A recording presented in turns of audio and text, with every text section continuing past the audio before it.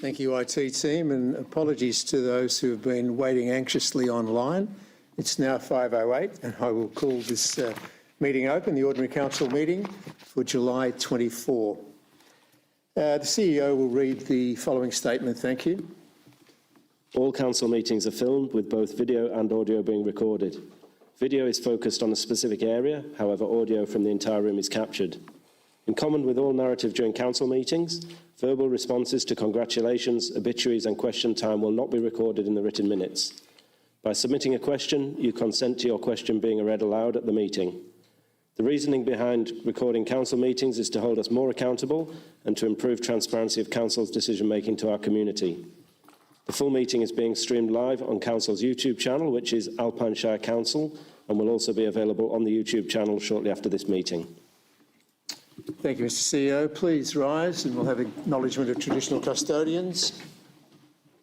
Alpine Shire Council acknowledges the Taungurung peoples as the traditional custodians of the lands on which we are meeting today. Council also acknowledges all of the traditional custodians on the wider lands of the Alpine Shire. We also acknowledge those people who have contributed to the rich fabric of our community and strive to make wise decisions that will improve the quality of life for all. Thank you. Please be seated. If anybody has a mobile device, would you mind please putting them onto aeroplane mode or silent? Thank you. Confirmation of minutes. Item 3, recommendation that the minutes of the Ordinary Council meeting held on the 25th of June 2024 as circulated be confirmed. Could I have a mover and seconder, please? Moved Councillor Kelly, seconded Councillor Janus. Any comments regarding the minutes? No. Thank you. Show of hands. Those in favour? Thank you. That is unanimous.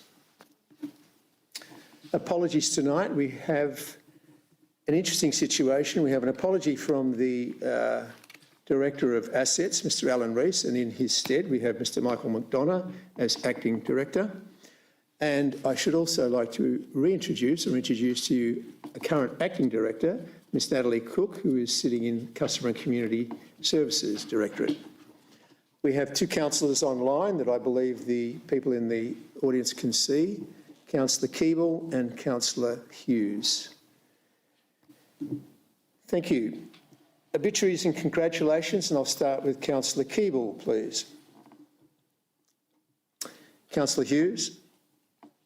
I do have a few bits and pieces here. I just wanted to do a shout out to our local hero for the Sydney Swans, Sam Reid, who after 14 years and 181 games with the AFL has retired. So a stellar career for him, unfortunately out with an injury, but it's amazing to see good, strong sports come from our Alpine region. So big congrats to Sam and his family and good luck with what comes next.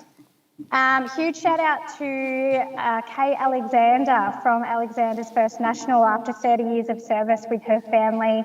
Has retired and passed on the reins to family. So it remains a family business, but that is just a huge contribution to the community. And she's, you know, a really big pillar of support and known by so many people. So congratulations, Kay.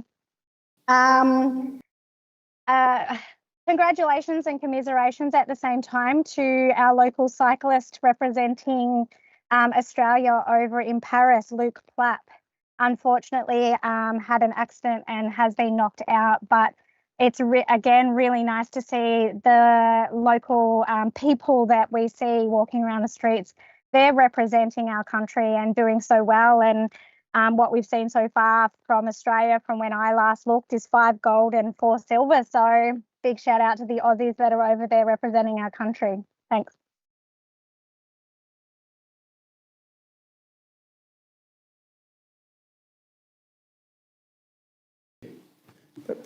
Perhaps it's me. Okay, from my right, Councillor Janus. Thank you. I just want to congratulate all our Olympians who are representing Australia over there in France. Wonderful spectacle to watch, and it's great that they're all there. They've worked hard to be there, and I'm sure they all have our support. Also, on a local level, Sunday was National Tree Planting Day, and I want to thank all those families, individuals, our Shire staff, all who took part in that day to help our environment grow. It was lovely to see the young families there all participate in growing some trees. Councillor Nicholas. Echo the sentiments about National Tree Planting Day. There was a lot of planting went on further up the valley than Myrtleford, and I couldn't get there, but I heard it was a really wonderful day. I also wanted to make mention of White Ribbon Day today, which is a day that recognises violence against women by men. And it's an organisation that's driven by men about educating men about the appropriate way to behave. And today at Mount Hotham, there are 60-odd skiers and boarders who started in the village area and did a special run through the resort to raise awareness and promote the change in behaviour that's required to end men's violence against women. 95% of all victims of violence report a male perpetrator. So it's no small thing to start recognising and supporting the people who need to change. So well done, everybody, the ones who organised it and the ones who participated. Thank you. Councillor Kelly. Just to congratulate our 11 new citizens we welcomed to Australia today. One of the great things we do every sort of 3 or 4 months is a citizenship ceremony for new citizens who reside in the Alpine Shire. So 11 today is a bigger than usual number, and terrific to be able to welcome them and wish them all their best in their contribution to our society. Thank you. Councillor Prime. No, none from me. None from you. Thank you. Moving on to item 6 tonight, which is the declaration by councillors of a conflict of interest. Later in tonight's agenda, we have the events funding program, and we also have the community grants program. Now, as is typical within small rural councils, councillors are involved in a lot of things within their community. Subsequently, we actually have quite a few conflicts of interest that have to be declared. Thankfully, tonight, we don't have 4 councillors representing the same thing or calling a conflict on the same thing. We'd only be left with 3 councillors to vote, and that's not really democratic. So just going through these, and I will go through them now, and councillors, as I mention, each one can just, if they wish to just say what their conflict is, by all means, please do. For myself, I have a conflict with Grow Myrtleford Plus, which has an application in for some money for Twilight Carols. I also have a conflict in the community grants for Myrtleford Golf Club, as I am a member of the golf club. Going on, Councillor Ron Janis declared a general conflict of interest in relation to Grow Myrtleford Plus. Similar thing, Councillor Janis? Yep. And that's the only one? That's the only one. Thank you. Councillor Prime, a general conflict of interest in relation to Dedarang picnic races and in both events and community grants. General conflict. Thank you. Councillor Keeble, a general conflict of interest in relation to Mount Beauty Running Festival, Harriettville Half Marathon, and also as his position as a principal of the Department of Education, and also anything in relation to Bright P12 College. Anything else you'd like to add to that? No, that's correct, Mayor. With the run in Mount Beauty, it's run by the Hoppet organisation, and I'm on the Hoppet committee. The other two are because of my substantive position as principal. Thank you, Mayor. Thank you. In the events funding, Councillor Nicholas, general conflicts in relation to Bright P12 Fun Run, and also as Bright Co-op and Bright P12 Greenhouse, and also Sustainable Upper Ovens. General conflicts, Councillor Nicholas? Yep. My husband's the president of the Bright P12 School Council, so the two P12 matters, the greenhouse and the fun run, general conflict, and my daughter's also at that school. Bright Food Co-op and Upper Oven Sustainability Group, I'm a member. Thank you. Those groups. And Councillor Kelly, general conflict of interest in relation to Bright P12 Fun Run, Mount Beauty Run Festival, Mount Beauty Riders Festival, Victorian Downhill Series Round Mount Beauty. Also, Kiewa Valley groups in respect to distribution of funds from the Kiewa Valley Flood and Landslip Grant Program, and anything in respect to Bright P12 as well, Greenhouse. Anything extra? I think that comprehensively covers it, Mayor. So there's sort of two camps. One is my children are students at Bright P12, and the other aspect of my general conflict is that my employer runs a grants program that many of the, particularly the Kiewa Valley events or organisations are beneficiaries of. Right. So logistically, we will handle these conflicts when the time comes. It'll be a case of revolving doors. People will be moving out of the chamber and then back in again after their conflicts have been sorted through. Moving on to item 7, which is public questions. Public questions can be in the form of questions on notice, as in writing, or they can come from the floor. People are restricted, or not restricted, but the governance rules allow 2 questions per person. So I'm going to go through the questions on notice, which have been written first, and then I will ask for people from the floor if they wish to ask questions. Number 1. This is to do with Dinner Plain Village, and basically the process in this one is that Dinner Plain Reserve Funds currently sits at $1 million, and it exists exclusively for use in Dinner Plain Village. This is correct. The process for community submissions to access this fund has recently changed. However, the Shire Council failed to include Dinner Plain in its community engagement process of pop-up workshops and information sessions. That's a bit of background. The question is, 2 projects identified above are urgent, which are the council-owned tennis courts, which have degraded to a point of becoming a dangerous liability and require to be repaired. And in addition, the tennis courts are being used increasingly as a dog off-leash area, as no such facility currently exists. So the question, the 2 projects identified, the tennis courts and off-dog-leash area, off-leash area,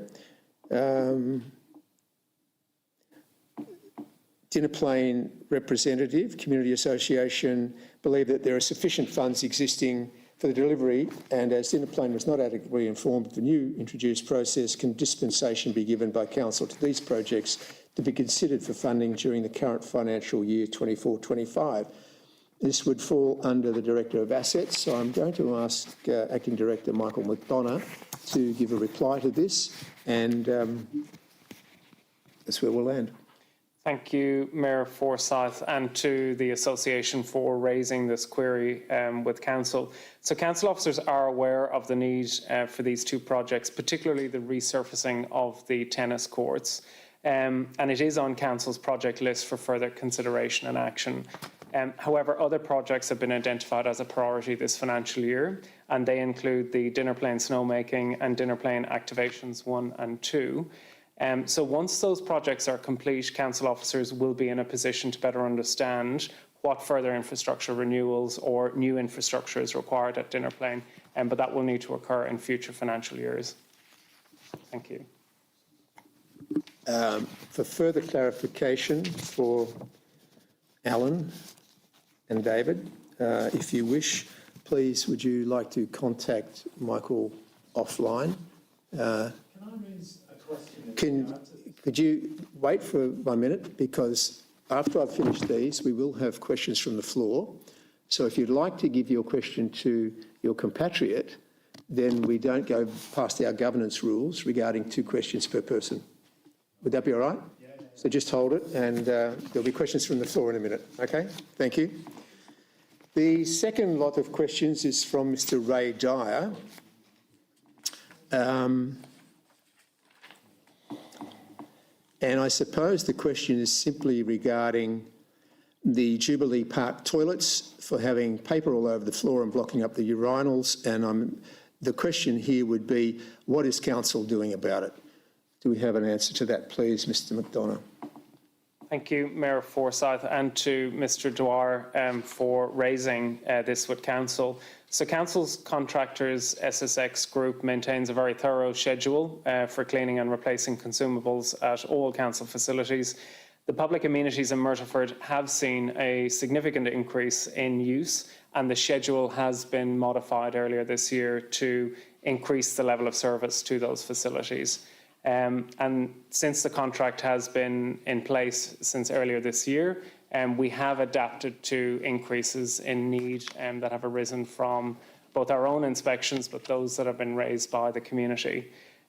We highlight to everyone, if you do come across a facility that needs servicing, please report it to Council's cleaning contractor using the QR code. And you can also forward it, lodge a request online through Jotform, and we have those details for anyone who wishes to access it through that or report it through that facility. Thank you. Thanks, Mr McDonough. The third lot of questions and public questions on notice is from Ms Linda Robertson of Martley Street, and it's to do with the Martley Street footpath upgrade. Excuse me, Mr Mayor, I'd like to declare a conflict in relation to this item. Certainly, thank you, Mr CEO. For the benefit of the audience, my two children attend Porepunkah Primary School. The footpath that will be the subject of this discussion, I declared a conflict back in 2021 when it was first raised, as my children use this as a route to school. So I've excused myself from this process since it was first raised in council, and I'll do the same here. Thank you. And we will knock on the door when... Yes, the CEO is leaving at 5:25. Okay, so there is a lot of background in this particular question, and it regards the putting in of a footpath in front of a particular house in Martley Street.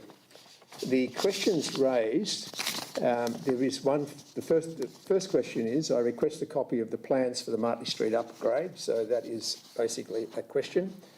The second question regards the footpath, as the footpath ramps up, leaving a steep bank that is at a 45-degree or greater, with uneven ground, which makes it also unsafe to maintain it. So it's an OH&S issue, and will council do something about this? Again, I think Mr McDonough. Thank you, Mayor Forsyth, and the inquiry from this member of the public. So I'm advised that council officers have been on site several times to discuss this matter with the resident, and officers have also recently attempted to call the inquirer once this email exchange has been received. And I would imagine they will meet on site again and discuss this matter. And there they can provide any relevant drawings or approvals that council officers considered as part of the upgrade or the formalisation really of the footpath along Martley Street. So I can provide the following response. Council officers do not consider that the form and layout of the driveway or the footpath is an issue, as the construction of both items aligns with council's or the infrastructure design manual, which is a manual that is guided by 43 regional and rural councils, and really provides guidelines through which all infrastructure is designed and constructed by councils and the private sector. The installation of a footpath has considered the previous pooling of water in the road reserve, and if you look on Google Maps, you can see there's quite obvious pooling there in that location. And it's also considered the wider stormwater drainage issues and installed at least 2 pits in the vicinity of this property. So that will ensure that the land is well drained and there isn't any further pooling of stormwater drainage in that area. If after a further site visit any adjustments to the driveway are required, this can be arranged. The removal of the recently installed and much needed, I will add, footpath is not supported by council officers at this point in time. Thank you. Right. I will now call for questions from the floor. Under our governance rules. Oh, yes, please get the CEO back. We probably need him. The CEO will rejoin the meeting at 5:27. Thank you. Mary. That's why we sat him here. Right, public questions. Under our governance rules, people are allowed 2 questions from the floor. There are certain rules regarding that as to whether or not they're relevant to things that might be in the agenda, or if they relate to council officers or if they're personal in any way. However, we've never really had a problem with those before. So could I ask, and if you wouldn't mind, if you are going to be asking a question, you come up to the stand here at the front there with the microphone. Please state your name, where you're from, and then we will consider the questions. It may be that the questions have to be taken on notice if it is a technical question of any description, which would mean that the officers of the council will get back in touch with you. If, however, the question can be resolved tonight or you can get a reasonable answer, then that will be the case. Please, anybody from the floor who would like a question? I have 2. Yep, thank you. We'll start there.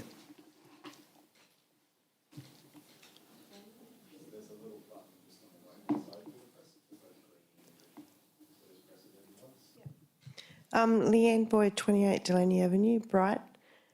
In the agenda, and I did raise this with Michael, but I am going to ask this question.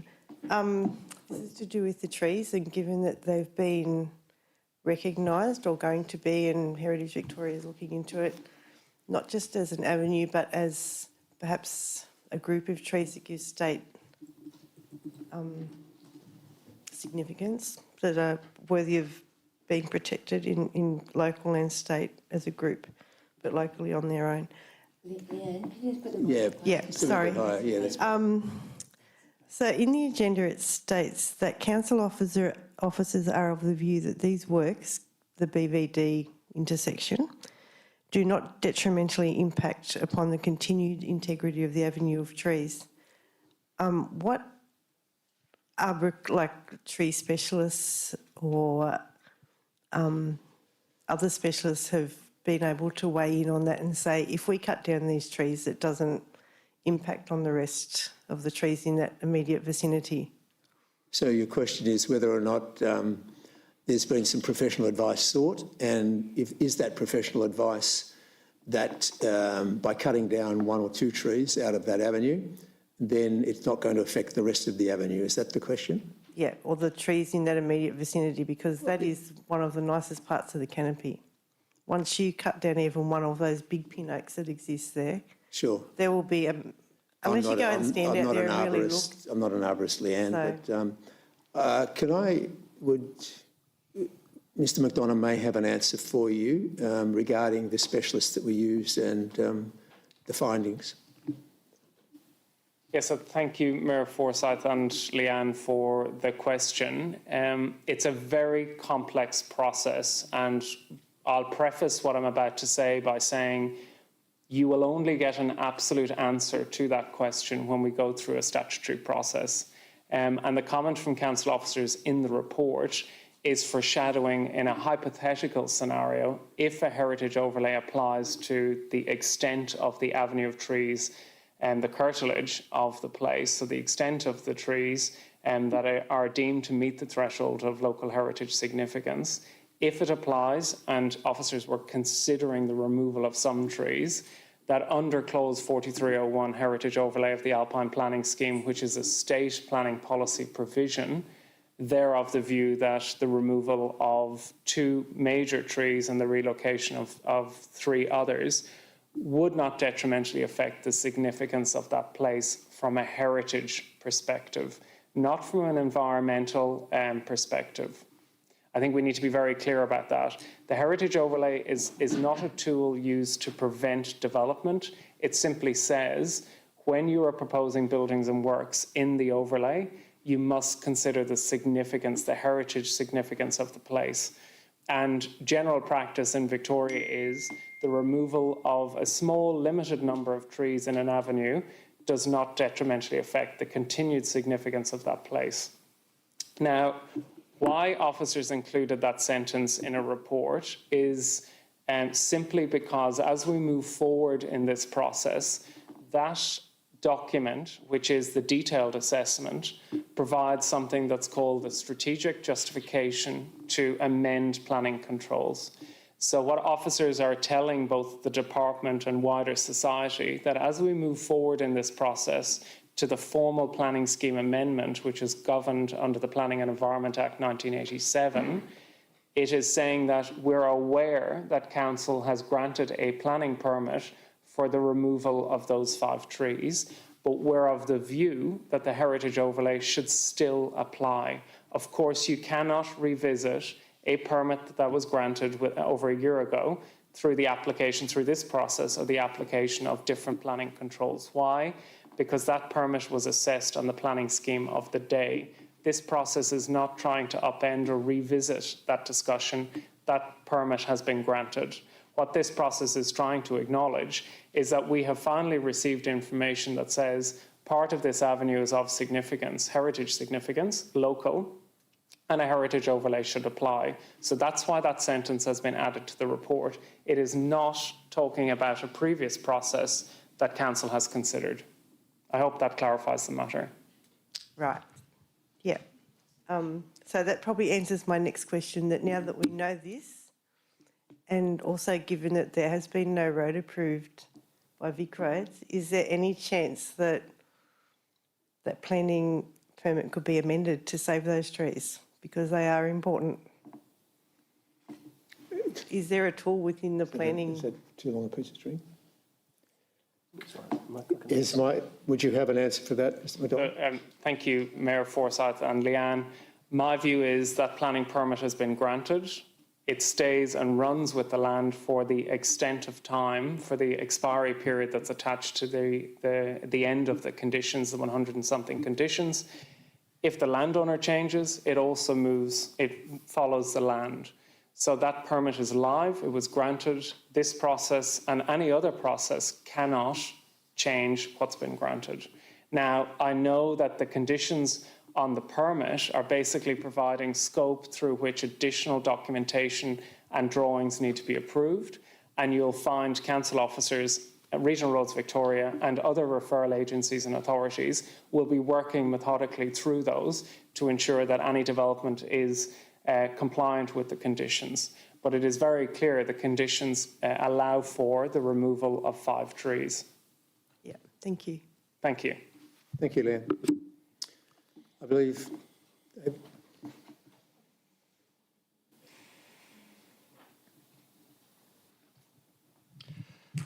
David Tillett from Dinner Plain on behalf of the Dinner Plain Community Association. So the Dinner Plain Reserve is maintained to ensure that all rates raised from Dinner Plain properties are quarantined and invested back into Dinner Plain. We met recently with representatives from the Shire and asked specifically how the Dinner Plain community could access funding from the Dinner Plain Reserve for urgent community projects. We were advised that we should have applied via the Community Grants Funding Program. Having viewed the agenda for tonight with the details of successful grant applications in Bright, Myrtleford, Mount Beauty, etc., it seems to us that the Community Grants Funding Program is different to the remit of the Dinner Plain Reserve Fund and indeed the Dinner Plain activation projects. Our question remains, how does the Dinner Plain community apply to access the Dinner Plain Reserve Fund in order to progress the essential projects outlined in the question on notice? Thanks very much. I might get the CEO to answer that because there's a couple of issues involved in that regarding the quarantining of actual Dinner Plain funds. Thank you. Thanks, David. So, and thank you for the time that we spent a couple of weeks ago talking through this issue. I think this is where it's come from. So in this conversation, I flagged you a couple of avenues where residents of the Alpine Shire can seek to have projects delivered or to get funding. One of those was the community grant process. And I think I flagged to you that Dinner Plain is eligible to apply for community grant funds in exactly the same way as anywhere else in the Alpine Shire. I think that was news, so I think there's been perhaps a gap in communication that the Dinner Plain community, or certainly the association, wasn't aware that they had the eligibility to apply, but that's certainly the case. So there's a grant funding stream that every year that I've been here, Council has allocated funding and allowed members of the community and community groups to apply, and that certainly applies to Dinner Plain. So that's one source of funding. As you've noted in tonight's report, they're relatively modest amounts of funding that are granted. So I think typically up to $10,000 is the maximum that I've seen through a community grant. So they're intended to be small amounts of money to allow community organisations and groups to deliver projects that they might otherwise struggle to get funding for. That's the intent of the community grant programme. The other significant programme or significant process that Council runs is its annual budget adoption process. So we start this process round about October, November, believe it or not. We've just adopted last year's budget. We're already starting talking about what the 25-26 year budget looks like, and that is where members of the community would like council to deliver projects on their behalf. So it's either using significant council funds, it's on council land, or there's a council, it's linked into the council plan. So that process runs every single year. Every year since I've been in council, which is 2016, I joined, we have run a process whereby we've invited the community to make submissions to that process. We've given them the opportunity to come in and present their pitch to council, and council's made an assessment of whether and if they can accommodate those requests within the budget. So there's no new process there. We are constantly trying to improve that process, and what we've done in recent years is bring forward the community submission process significantly. So we now typically, last year I think we started in late November, early December, we opened to the community and said, what would you like council to deliver? And we received quite a number of submissions, and we worked over a period of time with members of the community to say, to work through what it is they're asking, to brief council, make sure council's in a good position to make a decision. That process exists for dinner planning in exactly the same way as it exists for the rest of the Shire, and it has done since I've been on council, which is in 2016. I think, again, there's a communication gap with the dinner planning community where perhaps the dinner planning community doesn't understand that that process exists, and it exists for the dinner planning community in exactly the same way as it exists for the rest of the Shire. So it feels to me there's some conversations that are needed. Perhaps there's some gap in the way that we've been communicating, or we do communicate with the dinner plane community. But these processes are in place. They exist for the whole of the Shire. The dinner plane reserve is a specific, unique feature of dinner plane, but the process to access it is exactly the same way as the rest of the Shire accessing funds. It's through an application, through council's community grant process, through council's budget submission process. And I think in this instance, because dinner plane funds are quarantined for only use in dinner plane, there's the other question whether or not there should be a different set of rules or processes if dinner plane wish to access those funds for specific things. It would still be through the budgetary process, and the budget would still be a yearly process, which then goes further to say that dinner plane could also put in a budget submission which considers the whole of Alpine Shire budget, not just their dinner plane reserve. Does that make sense? Yeah. I think so. So you're saying that we can access the money that's been quarantined for us, but we're also entitled to apply for monies? Definitely. You can apply for other monies. Yep. If you wish to access the dinner plane funds, it still has to go through a budgetary process, and it would just be specific for a dinner plane thing, and that's the way to probably acquit some of the dinner plane fund reserve. Okay. Thank you. All right. Thank you. Anybody else from the floor would like a question? Thank you. Please come forward.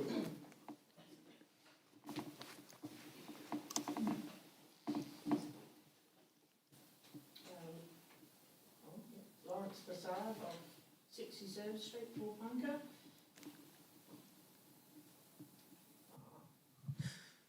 Lawrence Bassard, 60 Service Street, Porepunkah.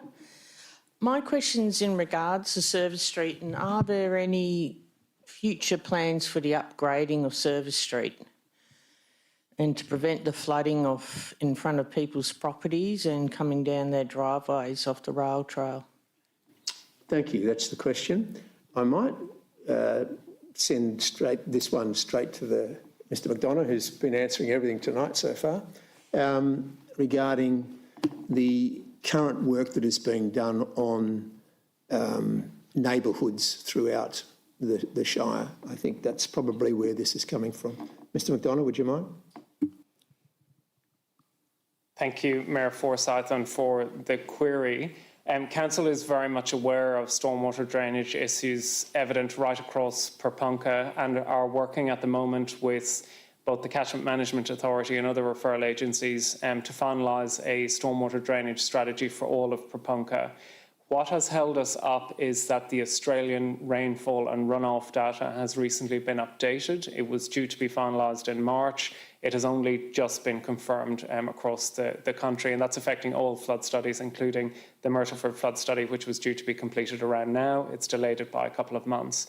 It's a very important one for us as a council. Moving forward, I expect planning controls to change quite a lot in Propunka. It is in our 5-year strategic work programme a very high priority to implement all flood studies and stormwater drainage strategies for areas that are suffering from those issues.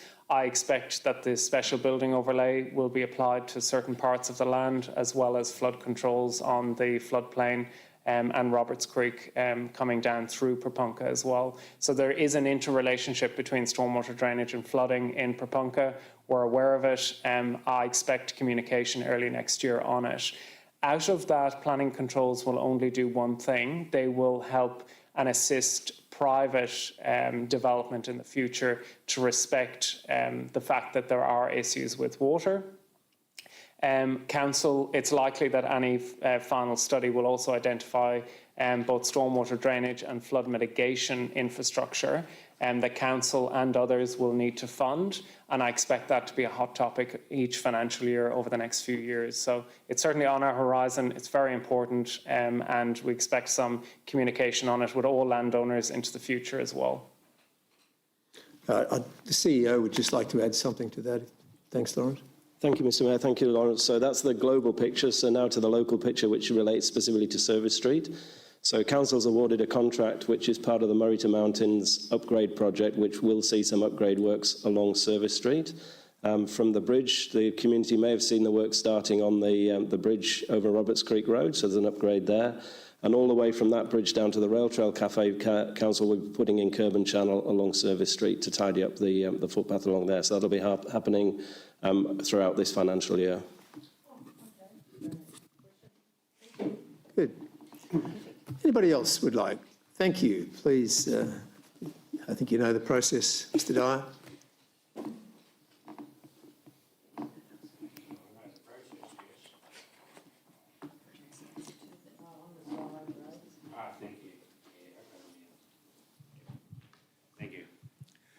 My name's Ray Dyer and I reside at Buffalo River. Now, a couple of weeks ago there was a book launch down at the Winton Wetlands. I went down there and I had a bit of a look around and got a book. But there was a member of State Parliament, an ex-member, and a councillor for the Benalla Rural City Council. And I said to them that I'm coming to the next council meeting with Alpine Shire and I was going to ask the CEO to stand down. This is commentary. The reason for commentary, Mr. Dyer. Do you have a question? You've got one question left tonight, by the way. Pardon? You've only got one question. No, I left. don't. I didn't put that letter in. I didn't put any writing in about a... You contacted this office. I contacted the office and said about the toilet. Exactly. Well, that's why I'm asking the CEO to stand down, because I've been talking about the toilets for many... You are entitled to your opinion. Thank you very much. That's it, is it, Mr. Mayor? That is it, Mr. Dyer. That's straight out dictatorship. Correct, Mr. Dyer. Aye. Thank you. All right, no problem, Mr. Mayor. Thank you, Mr. Dyer. I'll be leaving early. I've got to go down to Melbourne tomorrow. That's fine. Thank you very much, Mr. Dyer.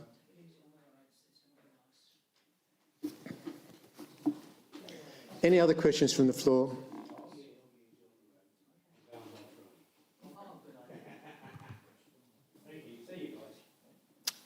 Nothing from the Upper Kiewa Valley tonight? Thank you. Thank you. We will move on to item 8, which is a Mayor's report, and it's the Chief Executive Officer Employment and Remuneration.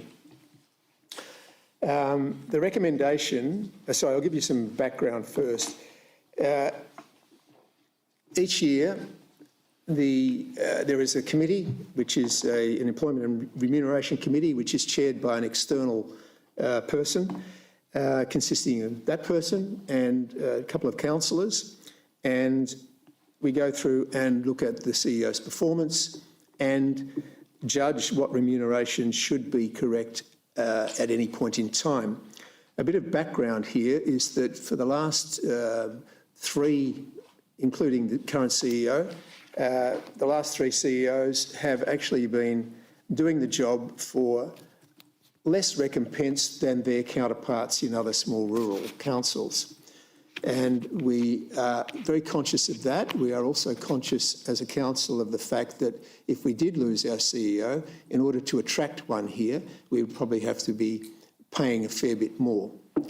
That being the background to it, we've looked and considered what is going on around the state, where the current CEO's remuneration is, and what's happening throughout our other small rural councils. That's the background. We had the performance review back in the June meeting, which was passed by council. So now we've come up to the actual remuneration report, and tonight's recommendation is that the Chief Executive Officer be offered a 5% increase to his base salary, and that payment should take effect from the 1st of July, so backdated to this month. Do I have anybody who would like to move this motion, move this recommendation? Councillor Nicholas and Councillor Janus, thank you. Councillor Nicholas. I don't have much more to add than you've already said in the introduction, Mayor Forsyth. We are under the average of, or the standard for the size shire that we have, and our staff have been as well. The EBA has helped to improve that situation, and we've got this in front of us to discuss tonight, and I just would have moved it to open the discussion. Thank you. Councillor Janus, would you like to add to that?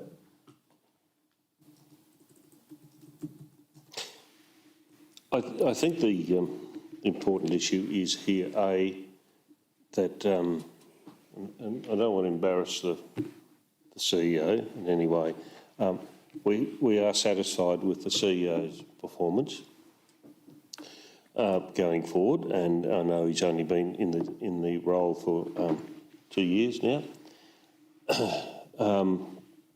The important point also is that we are under the state average for what our CEO in this position is remunerated for. And importantly, should Mr Jeremy decide to leave us and go to greater fields, bigger shire or something, then we are left in a position where we have to recruit somebody at a, it would have to be a bigger margin than what we are offering now. So we have to try and future-proof ourselves as a council. I think it's reasonably in line with, over that period, of what the staff are offered, and I don't think it's above what the staff are offered.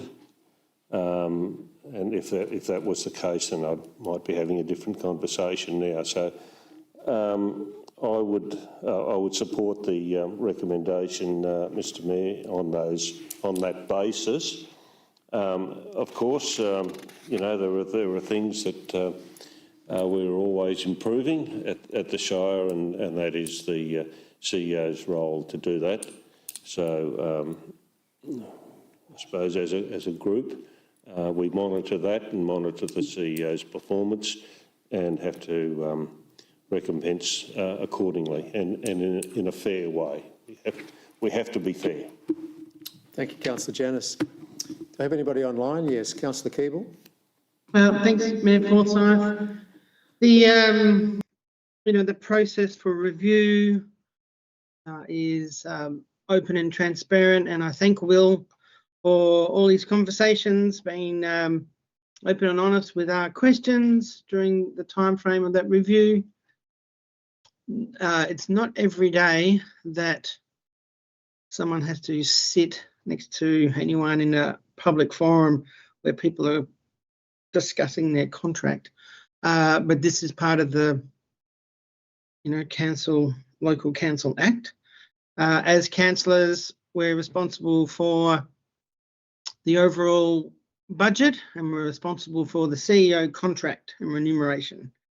And I can assure ratepayers that the 7 of us take that very seriously. That's part of the reason why we are voted, and that's a big part of our job is those 2 things, as well as listening to ratepayers and many other things. But I do want to thank Will for his work, and I'm certainly confident that that will continue, and happy with the remuneration increase there that is proposed. Thank you.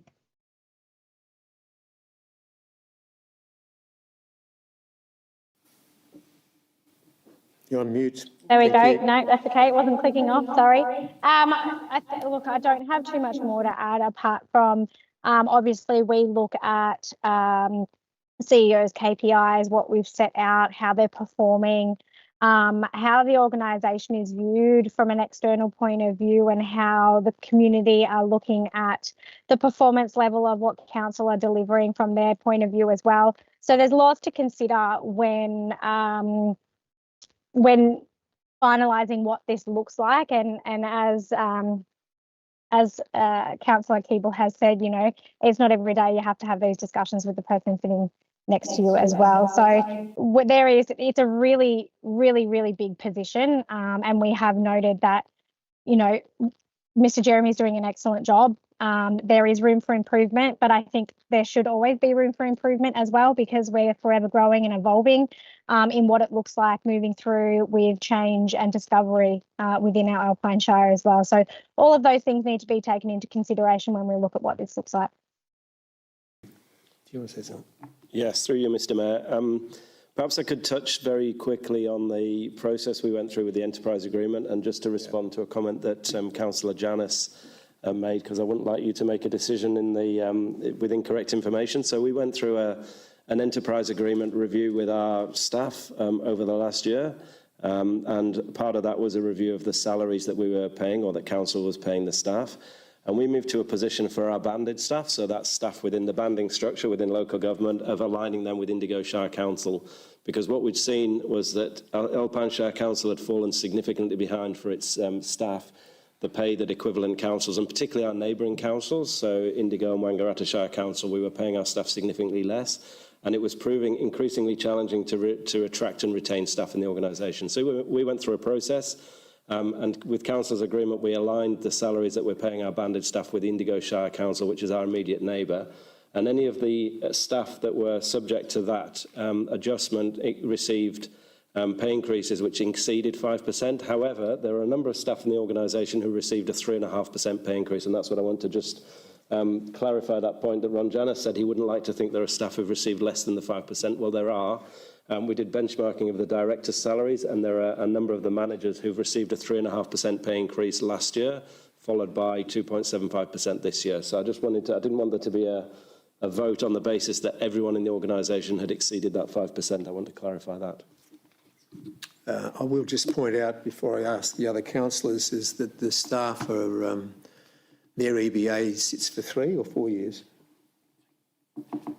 It's subject to negotiation up to 4 years. The current one is for 3 years that the staff negotiated. Whereas the CEO is only on a 1 year. So things could be totally different next year. Councillor Prime, do you have any? Yes, thank you, Mr. Mayor, sorry. Look, not a whole lot more to add. I won't repeat what everyone's said. Obviously, I do think we need to have some incentive to retain people, and you want to be on par with everyone else as much as possible, but also make it a reasonable rate increase as well.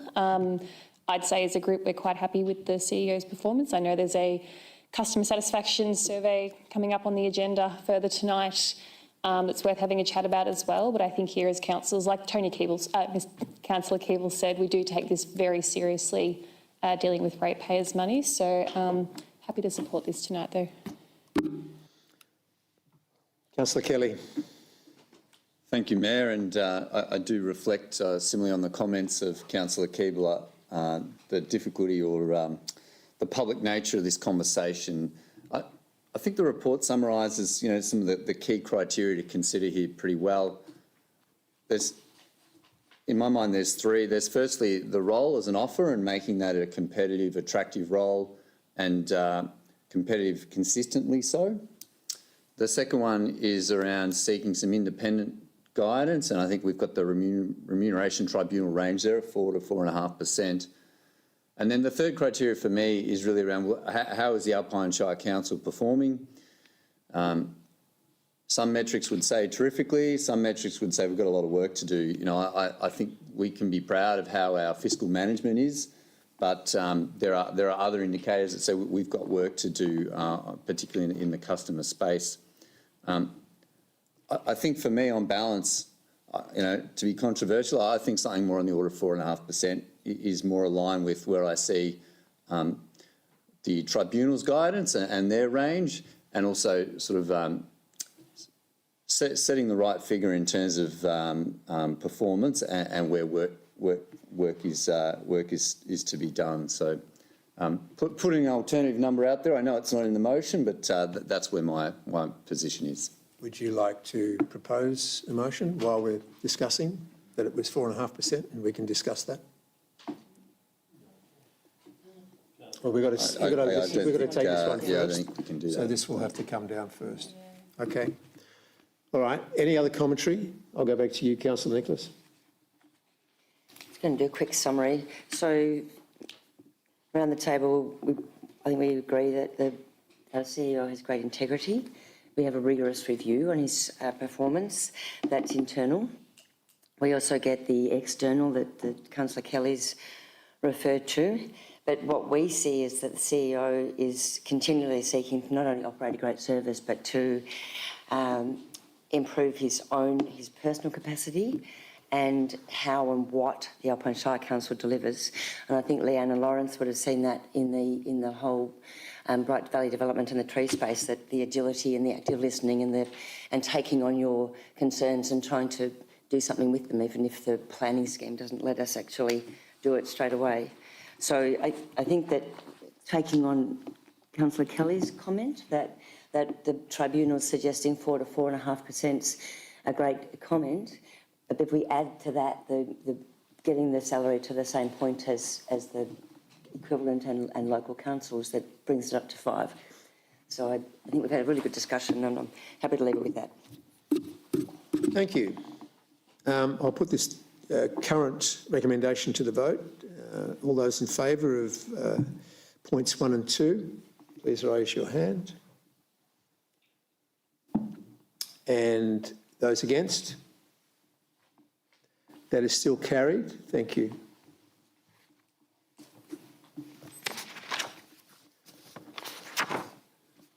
Item 9, presentation of reports by officers. The Chief Executive Officer, Mr. Jeremy.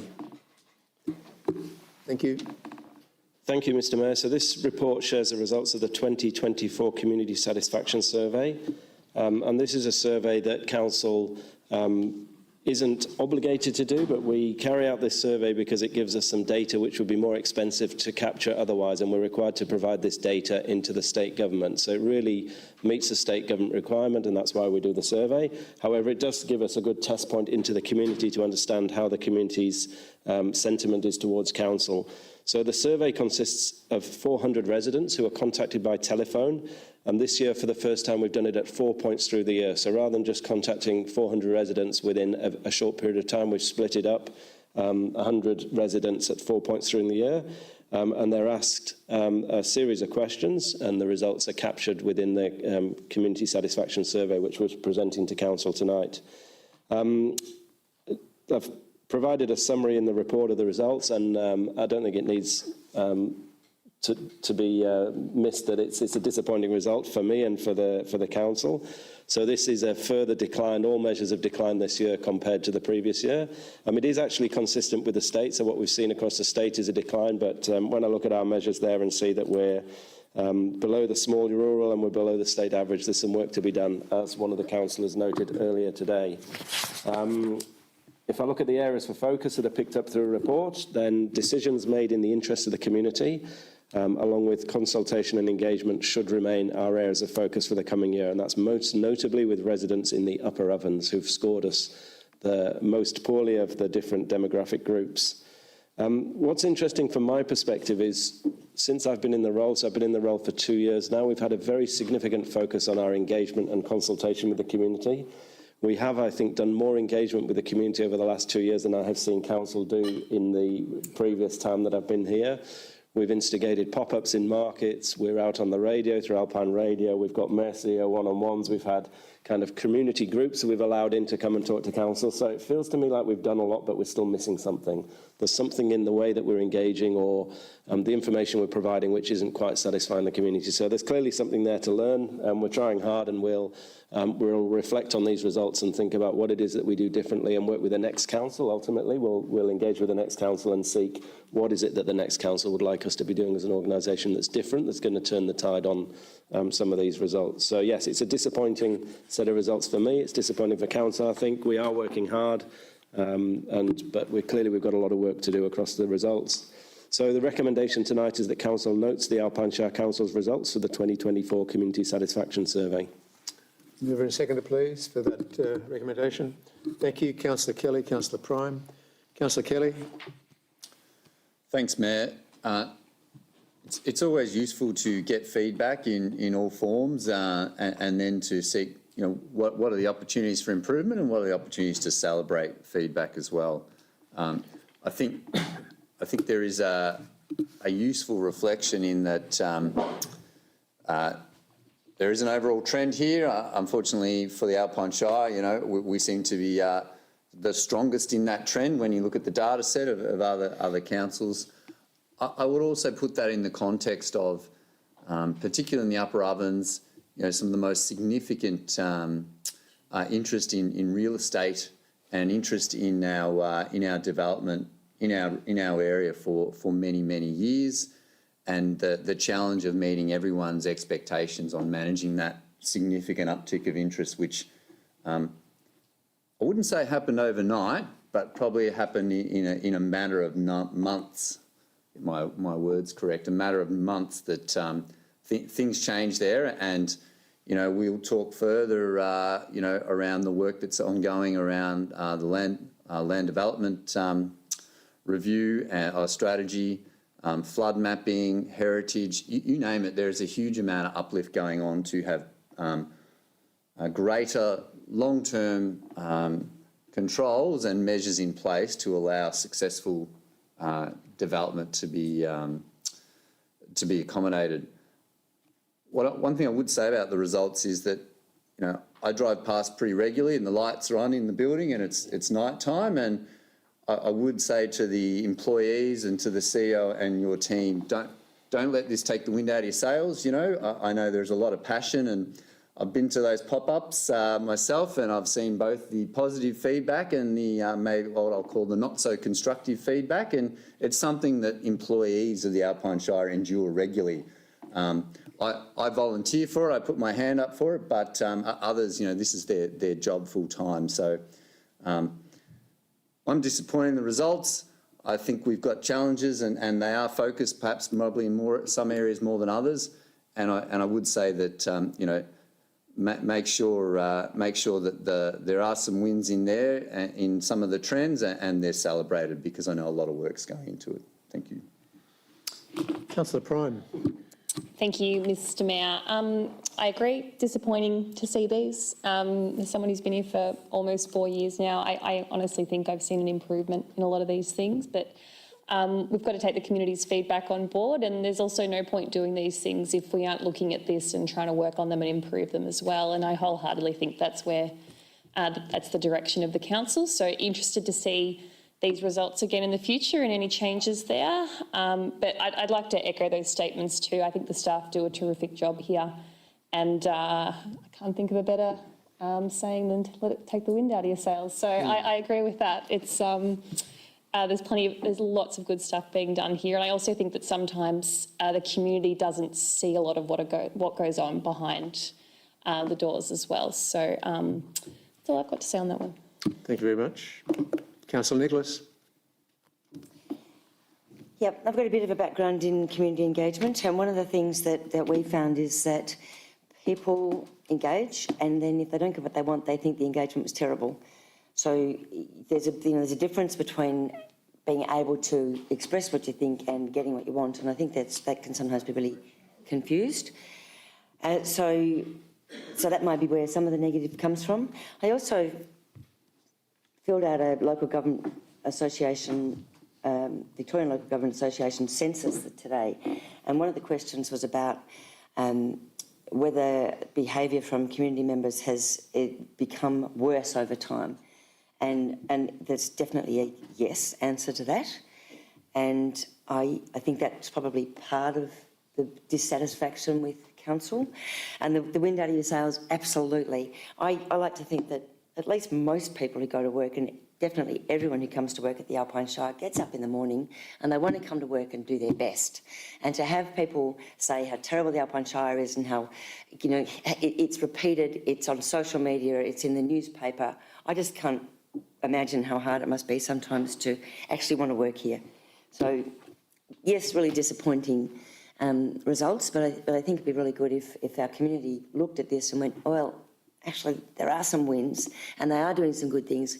We are doing some curb and channeling where people want it. You know, we don't get ticks for that. So, thank you. Well done, staff. Yeah, well done, staff.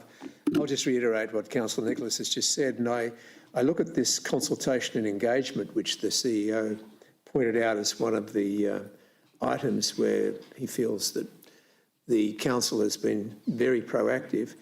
And I just consider that perhaps the general public's interpretation of that is that the outcome they want is, if it's not there, then the consultation engagement was hopeless. And I think it's just an interpretation thing. Not everybody can be satisfied, shall we say. Online, I think Councillor Hughes, thank you. Yeah, thank you, Mr. Mayor. And I think too with, you know, I hate to say it, but with surveys and things like this, people are more prone to tell you what doesn't work than telling you what does, and are more prone to give their opinion when something is not functioning right. So if you're dissatisfied with something, you're bound to send in an email to say so. But if you got everything that you needed, you're not going to say anything at all. So I think we need to be mindful of what those numbers actually reflect. Yes, it reflects improvement. As I've said, there's always room for improvement. But I think having a look at what this looks like from year to year on an alpine scale is definitely worth considering. It's hard to compare to other small rural councils and statewide as well, because what they're delivering and what they're doing is completely different to us as well, and we need to be mindful of that too. So projects happen in waves, and you can have an influx that is going to then skew these results as well. So we can take this as a guide, and I think that's what it should be intended for, to make the improvements and ask the questions on what we can adjust to make it better, more so than actually looking at it as if it's a fail or a drop in score. Other councillors? Councillor Keeble? Thanks, Mayor Forsyth. Concur with all what has been said by my fellow councillors. I just wanted to reiterate Councillor Nicholas's point about social media, and we know that in the upper ovens, in particular, the last 12 months, there have been some, difficult postings and conversations, and I would encourage the Shire, and I know they are, to call out that information that is presented in social media as being wrong and misleading, because we all know that media, whether it's social media or print media, does influence the way people think. And there have been some posts that have been quite inappropriate from general public, and hence Councillor Nicholas's point about the general public and some of their behaviour. So I just wanted to point out that. I'll leave it at that. Thank you. Any other comments? No, I'll go back to Councillor Kelly. I think nothing further to add. Thanks, Mayor. Excellent. Let's put that. This is basically noting these results and the fact that the CEO has taken on board everything that's been said and has highlighted the two areas that of importance for the next year. So put this to the vote. Those in favour, noting. Thank you. Unanimous.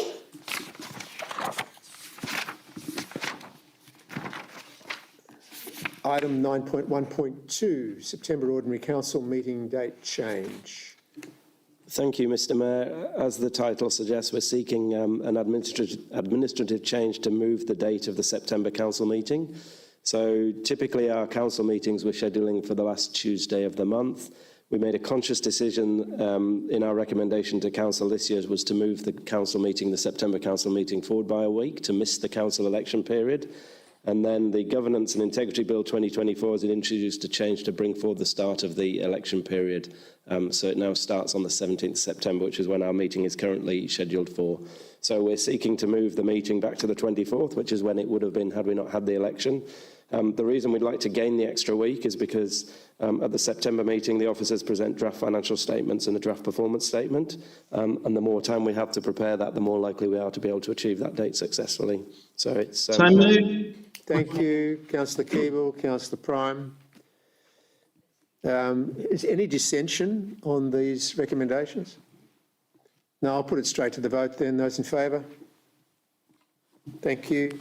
Carried. Item 9.2, our Acting Director of Assets, Mr Michael McDonough. Thank you, Mayor Forsyth. So, councillors, on page 15 of your agenda, you have the item 9.2.1, Great Alpine Road, Western Gateway, Bright Landscape and Heritage Detailed Assessment Methodology Report 2024. This concludes, councillors, quite a lot of investigations that have been undertaken for at least the last 12 months in relation to this matter. This report relates to Council's engagement of GML Heritage Victoria Proprietary Limited, not to be confused with Heritage Victoria, the state government entity, to undertake a detailed landscape and heritage assessment of the avenue of trees on the Great Alpine Road or Western Gateway in Bright. The assessment was commissioned in mid-2023 and has determined that part of the avenue of trees, that part with trees of the greatest age and size closest to town, meets the threshold of local heritage significance, and critically that the heritage overlay should be applied to the curtilage of the place, included in the report to conserve this significance. Place, of course, is a loaded conservation term that simply means the item that is determined to be of significance, which can include a house, a group of houses, a church, or an avenue of trees in this instance. This report recommends that Council prepares a planning scheme amendment to apply the heritage overlay to the avenue of trees. This process will also involve engagement with the Department of Transport and Planning to determine whether heritage controls are applied on an interim basis as part of this process. This is a perfectly normal process for councils in Victoria to apply or seek to apply heritage controls on an interim basis for items of heritage significance. There will be further opportunities for the community to make a submission to any future planning scheme amendment progressed by Council. Even if controls are applied by the Minister for Planning under Section 20 Part 4 of the Planning and Environment Act 1987, Council, on an interim basis, Council will need to prepare its own amendment to apply them on a permanent basis. And consultation will occur, or exhibition will occur as part of that process. On behalf of council officers, I would also like to take this opportunity to thank the volunteers and members of the Bright and Myrtleford Historical Societies for their assistance in researching historical files relating to the many planting initiatives around the Shire that have resulted in the many avenues of trees evident in the municipality. Thank you very much. The recommendation, councillors, as outlined in your agenda, is to receive and note the Great Alpine Road, Western Gateway, Bright Landscape and Heritage Preliminary Assessment Report from October 2023, to adopt the Great Alpine Road, Western Gateway, Bright Landscape and Heritage Detailed Assessment Methodology Report, July 2024, and critically, prepare and exhibit a planning scheme amendment to implement the Great Alpine Road, Western Gateway, Bright Landscape and Heritage Detailed Assessment Methodology Report, July 2024, in the Alpine Planning Scheme to, amongst other things, apply the heritage overlay to Section 1 of the Avenue of Trees at the Great Alpine Road, Western Gateway in Bright. So moved. Thank you, Councillor Nicholas and Councillor Prime. One quick clarification, please, Mr McDonough. Item 3, prepares and exhibits. How long is it exhibited for, and can submissions be taken during that exhibition period? Yes. So, Mayor Forsyth, that's a statutory process governed by the Planning and Environment Act. The planning scheme amendment that will be prepared by Council to either apply the heritage overlay or come after the Minister for Planning's planning scheme amendment to apply the heritage overlay on a permanent basis normally takes 12 to 18 months. There is a statutory exhibition period for at least 1 month, and those who are materially affected or wish to engage with the process can make a submission. Thank you. Thank you. Councillor Nicholas. Yeah, I've got some questions to begin with. Thank you, Mr McDonough. At what point in time in this whole process around the Bright Valley development would having a heritage overlay have changed the outcome? Councillor Nichols, that's a significant question to ask. And it's a difficult one, actually, as well. I had imagined that I may be asked this question, and given that we have the general public listening as well, I might actually talk through my thoughts on that approach. Outside of the statutory process, and this is, I suppose, my opinion on how this could work, and whether it would have had any impact at all on the outcome of the planning permit or on a person's consideration of a planning permit where no heritage overlay applied to the avenue of trees. So, councillors, a development plan was approved, as you're well aware, in 2022 for a multi-stage residential subdivision to the south of the Great Alpine Road, known as the Bright Valley Residential Development. The development plan approved 3 intersections onto the Great Alpine Road. That was, and we must remember, based on the findings and recommendations of a traffic impact assessment report that determined the traffic movements and the appropriate interaction with the arterial road network surrounding it. So the recommendation of that report was for 3 intersections, and it recommended the locations that the development plan ultimately approved. 1 intersection is located within the curtilage of that part of the avenue that has recently been determined to meet the threshold of local heritage significance. This assessment and a planning control, like the heritage overlay, did not apply to the avenue at that time, and the heritage significance on the place was largely unknown or undetermined and could not be considered as part of the assessment of the development plan. If a heritage overlay had applied at that time, which is around mid-2022, the officers assessing the development plan could have afforded greater weight to the impact on the heritage significance of the avenue in the assessment of the planning permit. It is important to understand that the heritage overlay does not prohibit such works. It simply triggers planning permission to undertake these works and allows for the consideration of impacts on the heritage or the continued heritage significance of a place. Any assessment would also need to consider the traffic and access needs of the future subdivision and its future community, as Anne may well have determined that on balance, given all of the competing objectives in the Alpine planning scheme and any planning scheme for that matter, the identification of an intersection at this point should be approved or, for that matter, moved. But it is not just a heritage consideration that would have made that determination. It would have been all background technical investigations that were informing an appropriate subdivision or the carrying capacity or development potential of that land. Overall, council officers have determined that the removal, subsequent to the approval of the development plan and the granting of a planning permit late last year for the first 2 stages of that residential development, overall, council officers have determined that the removal of 2 trees and relocation of 3 trees from this part of the avenue does not detrimentally affect the continued significance of the avenue. As I outlined earlier, of course, this statement is made outside of the statutory process that would definitively make this assessment. So I hope, Councillor, I've answered somehow your query. Yeah, very much so. Thank you, Mr McDonough. Now I have another question too. So we're talking about putting an overlay in place that then makes the heritage assessment required, which is terrific. If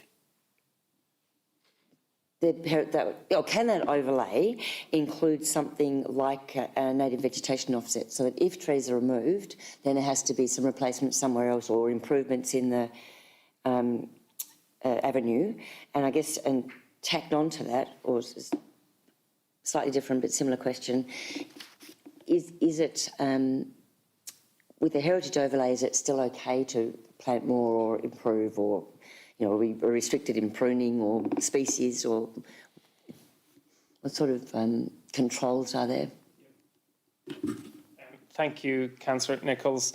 So in relation to offsets, offsets are governed by Clause 5217, native vegetation, in relation to native vegetation. Given that these are non-Indigenous to this region, the application of the heritage overlay is required in order to give them a status in the planning scheme. Native vegetation across the Shire is already governed by 5217, whereas what we're talking about here is an introduced species, non-Indigenous. So we need to make that very clear. In relation to the management of places like living trees through the heritage overlay, it's actually quite difficult. A living place is very different to the fabric of a house or a factory or a church that you're trying to protect. Ultimately, senescence occurs with living things, as we're all aware, and trees do die. And ultimately, the management of that place in order to safeguard the continued significance of the place is something that council will have to consider, or whatever authority is responsible for managing the land into the future. If works are proposed, they will be triggered if the heritage overlay applies to the place, and it allows for the statutory planning team and critically council's heritage advisor to determine whether there will be an impact on significance, whether the works can be supported, or whether conditions can be attached to them to mitigate those effects. You may end up having a situation, so that will be part of a statutory assessment each and every time works are triggered. There are certain exemptions in the heritage overlay, and generally those exemptions are designed for minor works that do not impact upon the continued significance of the place. The second part of your question was in relation to, well, can you effectively grow the heritage of a place? No. So the heritage is related to the place itself. You can't increase or decrease significance. You either have significance or you don't. You've detrimentally affected it, and the place loses its inherent significance. You'll find in the report there is language about the overall avenue that was assessed was 4 stages, 4 sections. Only that section closest to town is determined to be of significance. That doesn't mean that in the future sections 2, 3 and 4, which were planted later, may actually then themselves be included in the heritage overlay for this place. But generally speaking, every time you interact with buildings and works for one heritage place, you're talking about the heritage overlay as a totality and whether that significance is detrimentally affected. Okay. Thank you. Just clarity on one of the things that you just mentioned to Councillor Nicholas, and that is sections 2, 3 and 4. Would they become separate heritage places, or would they be extended from section 1? Great question, and that'll be subject to a future assessment. Good. What you'll find is if the report has a statement of significance outlining why this place meets the threshold of local significance, and for example, it was associated with various planting initiatives. If in the future a heritage consultant determines that actually the subsequent planting initiatives that led to stages 2, 3 and 4 have reached such a time and they've reached aesthetic, social, historic significance, and they now warrant the application of the heritage overlay to protect that significance, you might extend the HO itself. If the assessment comes back and says actually this planting was completely unassociated with the initiative in the section 1, then you would apply a new heritage overlay. Thank you. Councillor Prime. I don't know if there is anything left that Mr McDonough has not answered. Much appreciated. It is very complex. Thank you. I feel like that was a very good explanation. And I'll just probably reiterate, for those who weren't tuning in earlier when Leanne asked a question, all this going ahead does not affect the permit that's already been approved for the Bright Valley development. That's not going to change based on this heritage stuff. Yeah, that's all from me. Thank you. Now the councillors have questions regarding this complex. No? In that case, I'll go back to you, Councillor Nicholas, if you've got anything final you'd like to say? No, I'd like to say thank you to Mr McDonough, but also thank you to Leanne and her group who've raised this and driven it and got us to where we are. Agreed, and I think definitely. Thanks, Leanne. I want to say thank you to, well, I want to say thank you to Will particularly for listening to my really well. And the rest of you. It wasn't me, you too, everybody. And Michael for actually engaging on this part of it and trying to explain. Thank you. We don't get the thank yous very often, but that's very appreciated. Thank you. Right, the recommendations, 1, 2 and 3. Those in favour, please. Thank you. That is unanimous. Moving on. 9.3.1 Events Funding Program. The logistics of this particular one is that as our Acting Director of Customer and Community, Miss Natalie Cook, will introduce these things, certain members of the team up here will have to leave. For those ones online, we have a situation where they'll be put into a chat room and then brought back again, so that they're not part of the this process either. So could I ask Miss Natalie Cook to introduce this, and let's see how we go. Do the conducting. And do the conducting. We should note times that people leave as well. Okay, thank you. Thank you, Mr Mayor. This is report 9.3.1 in your agenda, and it relates to the allocation of funding through Council's 2024 and 25 event funding program. The event funding program was open for submissions between the 10th of May to the 16th of June in 2024. A total of 45 applications were received, 42 of which were eligible for funding, with a total request value of $217,242. Council adopted an Alpine Shire Council event strategy in November 2021, which included an events permitting and funding framework. A preliminary assessment was undertaken against each application against that event eligibility criteria within the framework, and applications were then reviewed by an assessment panel. The panel recommended 42 applicants receive support through the event funding program, totalling $180,565 in sponsorship. 3 applicants were not recommended for funding. In addition, $10,000 was allocated in 2023 to 24 to the Great Victorian Bike Ride prior to the event funding round by CEO delegation. This brings the total recommendation for funding from the event funding program itself to $190,565. Council's budget for the event funding program for 2024 to 25 includes $140,000 for events in general and $60,000 which has been allocated specifically for the Bright Iconic Rod Run CBD traffic and safety management process. Therefore, with the recommended funding, the total amount recommended for this year's funding program is $250,565, which exceeds our budget for this year by $50,000, so just over $50,000. However, there was an underspend in the events allocation for the last financial year, and we're also seeking to have that money moved forward for this year so that the total recommended amount is now budgeted. With that as background, I'm going to go through the recommendations. The way this is going to work is we'll put up on the screen the events that are in the next category of recommendation, and for those who have declared a conflict of interest, we'll ask you to leave the room for this part of the vote. So the first recommendation, as up on the screen, Councillor Kelly and Councillor Keeble have declared a conflict. Can you please leave the chambers? And Councillor Nicholas. Excuse me, Ms Cook, if I could, we don't have a visual on what's happening in the room at the moment, so can we please just verbalise which items are in that, just for further clarification for us online, please? Of course. In this particular case, it's the Bright Fun Run, Trail Fest and the Mount Beauty Running Festival. Is that what you want to be known? Yes. Okay, and I'll leave that to Ms Cook to articulate. Oh. Thank you. Okay, so I take over again. All right, the allocate funding to these particular events. Can I have a mover, please? Yep. Thank you. Councillor Janus, Councillor Prime. Any dissension? Nope. No? Those in favour? Thank you.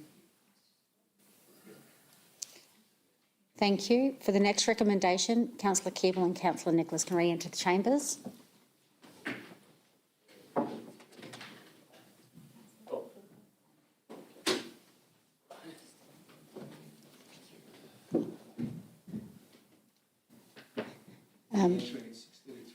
Can Councillor Keeble please re-enter the chamber as well? He's coming. Thank you. Thank you. Thank you. This is for the UKV Gala for Good funding allocation. Councillor Keeble. Needs to leave this one too. Yes. Is he on this one? Councillor Keeble, have you declared any conflict on this? No. No? Okay, that's very strong. Thank you. So All right. Councillor Kelly has, but Councillor Kelly is still not in the chambers. Apologies. Turn this off. Okay, this particular one, UKV Gala for Good. Could I have a mover? Thank you, Councillor Nicholas. Councillor Prime. Any dissension? No? Thank you. That's been carried. Thank you. I'll get Councillor Kelly. Time is 6:30. Thank you. Mr McDonough. So for the next recommendation, Councillor Keeble has declared a conflict of interest. Can Councillor Keeble please leave the chambers? This is for the Harrietville Half Marathon. Thank you. Could I have a mover and seconder for this? Thank you. And Councillor Nicholas, Councillor Janus. Any dissension? No, that's carried. Thank you. Can Councillor Keeble please re-enter the chambers? For the next recommended allocation, Mr Mayor, Councillor Forsyth and Councillor Janus have declared a conflict of interest. Can you please leave the chambers? I am leaving the room and the Deputy Mayor will take over.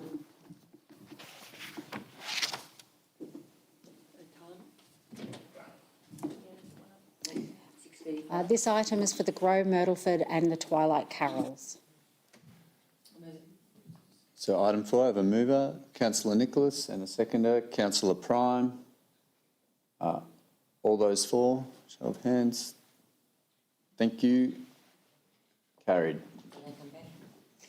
Only Councillor Janus. Only Janus. Yes, I am. Yes, thank you, Councillor. Thank you. For the next allocation of funding, the recommendation is for the Great Alpine Golf Classic. Okay, item 5, moved by Councillor Nicholas, seconded by Councillor Hughes. All those in favour?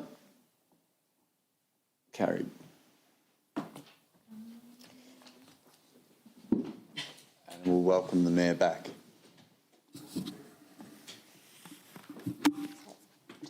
The time for Councillor Forsyth. Do you have the time? 6:36. Thank you.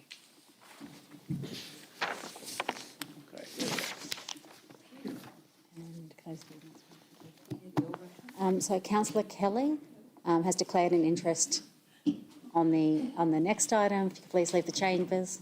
The next item is for the Mount Beauty Riders Festival and the Victorian Downhill Series around Mount Beauty. Thank you, Councillor Prime. Councillor Janus. Any dissensions? No. Those. Thank you. Carried. Thank you, Councillor Kelly.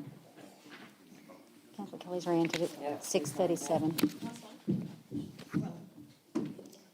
For the final item, oh no, not the final item, for recommendation number 7, Councillor Prime has declared a conflict of interest and has left the chambers. The item is the Dettering picnic races. Thank you. And Councillor Hughes. So Councillor Nicholas and Councillor Hughes. All those in favour? Thank you, carried.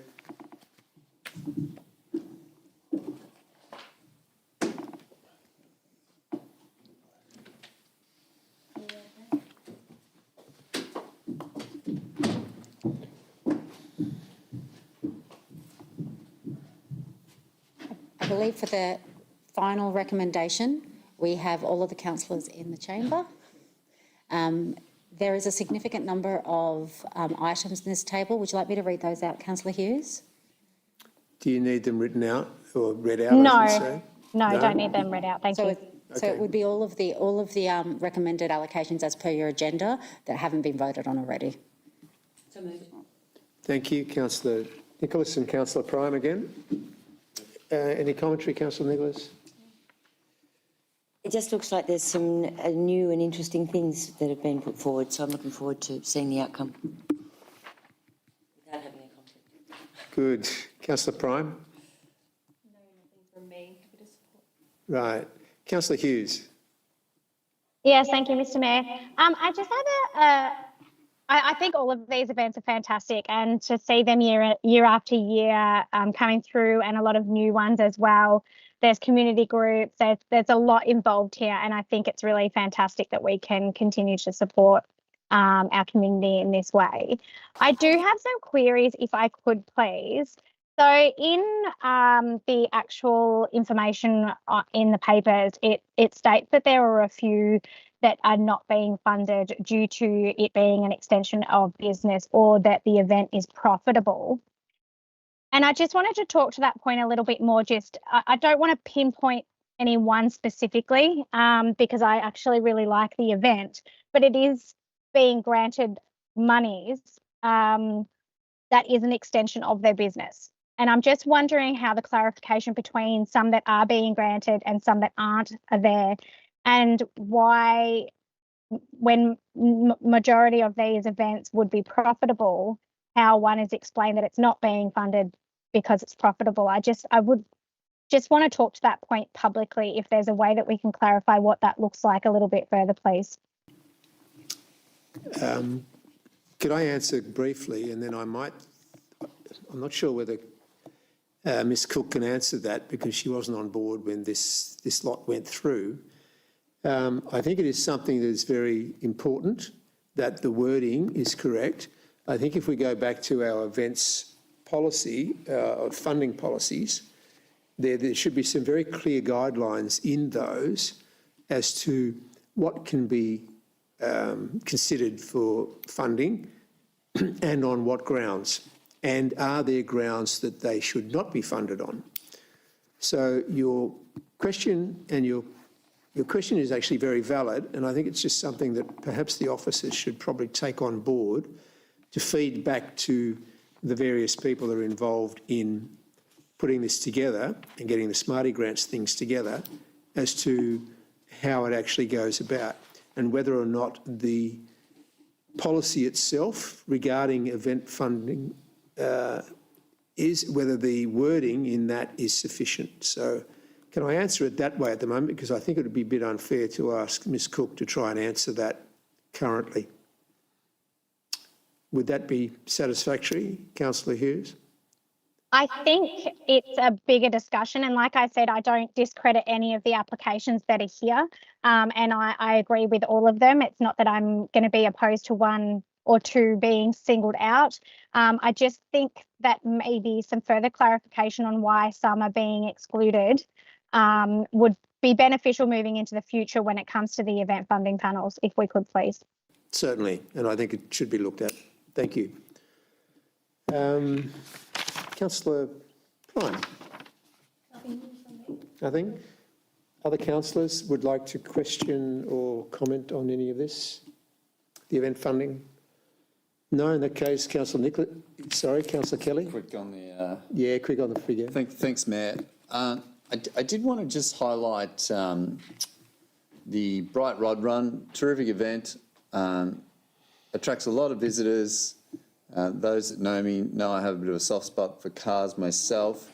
I do have an unease though with a grant to that event of $5,000 when it's clearly documented that the Alpine Shire will be expending in the order of $60,000 to provide additional traffic management, street cleaning, public place cleaning services over that weekend.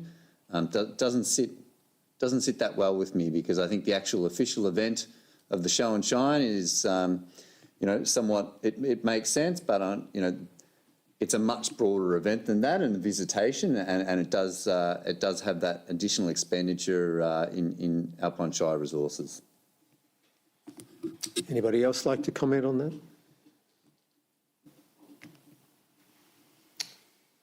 No? Okay. Thank you. Councillor Nicholas, back to you. Thank you for raising those thoughts, both Councillor Hughes and Councillor Kelly. We support a whole lot of different events, and yes, I hear exactly what you're saying. I guess from my perspective, the Bright Rod Run, it's not their fault that all those cars come, so I'm quite sure they should be penalised for running their event that is a terrific event for anyone who likes cars, and even I like it. But it is a lot of money. And then in terms of making sure that the criteria are really clear, Councillor Hughes, absolutely, and we need to be sure that we get that in for the next assessment. So great conversation, and I think we should put it to vote. Thank you. We certainly shall. Okay, all those in favour of these final event funding ones, now that we've gone through the revolving door situation, raise your hands. Thank you. That has been carried. Thank you ever so much. Let's move on to 9.3.2, the community grants programs. Thanks again, Ms Cook.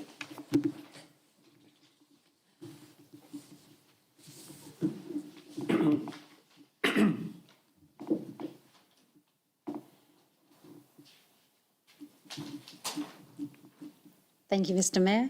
9.3.2, this report relates to the allocation of funding through Council's 24-25 Community Grants Program, as well as the Kiewa Valley Flood and Landslip Grants Program. Council's Community Grants Program is a long-established funding program assisting community groups and organisations to deliver community-focused projects, programs and initiatives in the Alpine Shire. The Kiewa Valley Flood and Landslip Grant Program is a one-off program delivered by the Council with support of the Australian and Victorian governments to support the community to recover from the impacts of the 2022 floods and Bogon High Plains Road landslip. 25 applications were received for the Community Grants Program with a cumulative funding request of $223,748. 12 applications were received for the Kiewa Valley Flood and Landslip Grants Program, with 2 applications being transferred from the Community Grant Program because they aligned with the priorities of the Kiewa Valley Flood and Landslip Grant Program. Cumulative funding of this program request was at $105,466.50. Both grants program are open for applications between May and June of this year, the 10th of May and the 16th of June. Applications were assessed against the following criteria: the degree of benefit to the community, the degree to which projects could be maintained and sustainable, the impact on environmental, economic, social, built, recreation and wellbeing criteria, and the geographical spread of funding allocation across the Shire. In addition, the Kiewa Valley Flood and Landslip grants were assessed for opportunities for social connection and initiatives that prioritise community recovery capacity building. Applications were also assessed for their alignment to the Council Plan and the Municipal Public Health and Wellbeing Plan. Both of the recommended grants allocations for these 2 programs fit within the budget for that grant category. Now, for the vote for the recommendations on this one, we will do a similar process to what we did previously. For the first recommendation, Councillor John Forsyth has declared a conflict of interest. If you could please leave the chambers. For the benefit of those on the screen, the recommendation is for the allocation of grants funding to the Alpine Multi-Skill Group. Oh, sorry. It's the minutes on the screen are slightly different. So the first recommendation is for allocation of funding to the Myrtleford Golf Club. Can I have a mover of that? Councillor Janus and Councillor Hughes second. Show of hands in support. That's unanimous, thank you. I'll retreat from there.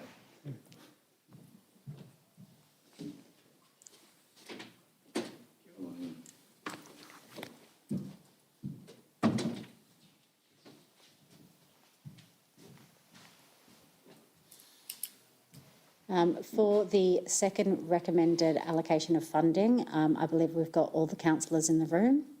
And this is for funding to the Alpine Multi-Skill Group, Bright Croquet Club Incorporated, Bright District U3A Incorporated, the Bright Tennis Club Incorporated, the Dedarang Bowls Club Incorporated, Harrietville Hall Committee of Management, the Gundowring Hall and Reserve Committee of Management, the Ovens Valley Canine Club, the Ovens Valley United Cricket Club Incorporated, Toowoomba and District Community Association. And I believe that's... Could I have a mover, please? Happy to move. Thank you, Councillor Kelly, and then Councillor Prime. Any dissension on any of those or commentary? No? Show of hands, please. Thank you. For the next recommendation, Councillor Nicholas has declared a conflict of interest. If you could please at the chambers. This is to allocate funding to the Bright Food Co-op Limited and the Sustainable Upper Ovens Incorporated. Thank you, Councillor Prime. Councillor Janus. Any dissensions? No? Those in favour? Thank you. Carried. Thank you, Councillor Nicholas. Councillor Nicholas says... Yeah, on. Yeah. Councillor Keeble. If Councillor Kelly and Councillor Keeble can please leave the room. And Councillor Nicholas, can you please confirm for this recommendation if you have a conflict, or if you've declared a conflict for the Bright P12 College? Could you please leave the chambers? Thank you. Thank you. So this is to allocate funding. I'm sorry, Councillor Keeble, please leave the chambers. He can't hear us. Thank you. This is to allocate funding to the Bright P12 College. Thank you, Councillor Janus. I need a seconder. Councillor Prime. Anybody dissenting? Are you dissenting or? Yes. Councillor Hughes? I'm just wanting to talk to this Certainly. point. Yep, if I could please. Thank you, Yes, Mr. Mayor. In the past on this, again, it's a project I completely support. I think it's fantastic. I'm just questioning whether this is the avenue that the school should be going down in order to get funding, being a governing body themselves, and the allocation that they get in terms of funding and things like that. It's been something that has been raised and discussed amongst ourselves, and I think airing that discussion in the public forum, just like, where do we go with the applications from schools when it comes to things like this that isn't necessarily a community-based or utilised project? It's more of a school-based project. I was hoping that we could have a bit of a discussion on opinions about that before we make a decision, please.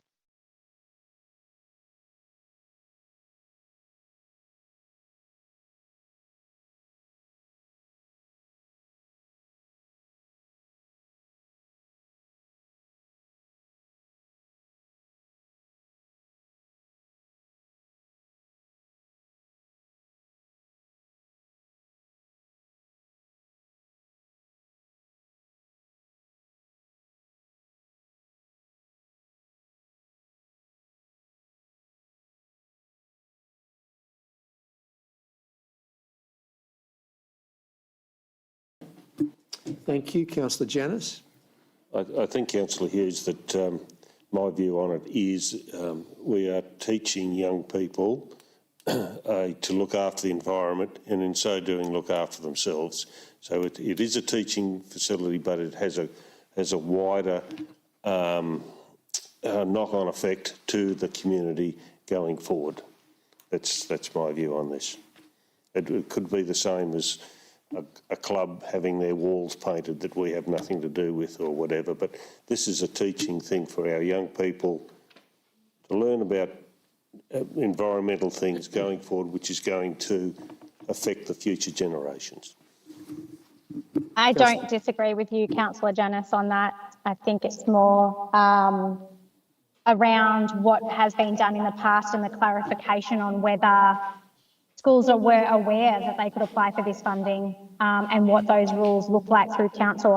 That's the only question here. Don't question the project, fully support it. And obviously, I think it's something that we would just have to take into consideration moving forward with what these look like. I agree with you there, maybe it needs another look at. Thank you. Councillor Prime. Yeah, I see your point, Councillor Hughes. I suppose my take on it is there's nothing saying they can't apply. So they've seen an opportunity and gone for it, I suppose. And if others haven't done the same, then they've missed out. I do think it is worth a look at for the future, and this is some conversations I've had today that maybe we do need to have a look at this as to whether we want to leave grants open to school groups if we think they should be being funded from a different source, basically. And I'm on the same page as you guys. The project's great, like no issue with that. It's just where should the money come from? Agreed. All right. Any other comments? Councillor Hugh, did you have any other comments on that or comfortable with what's been said so far? Thank you. Those in favour of this particular one, please raise your hands. Thank you. That's unanimous. Let's call back Councillor Nicholas and Councillor Keeble, please.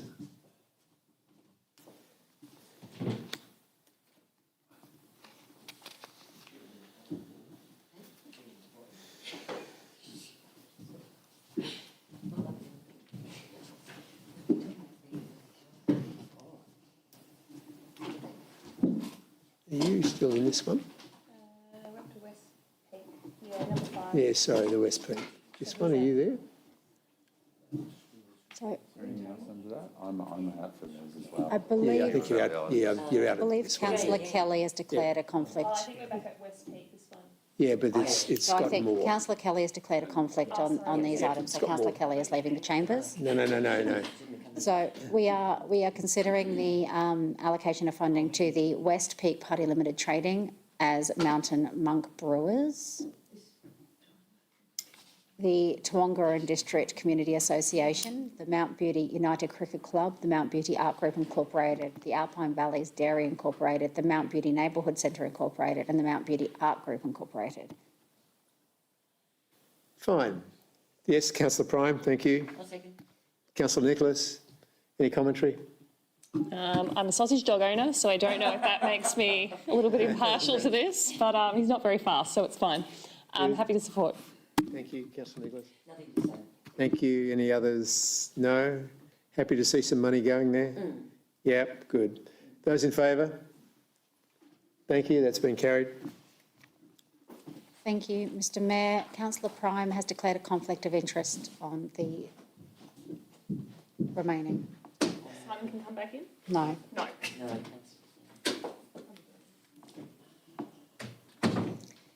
This is a recommendation to allocate funds to the Dettering Picnic Race Club.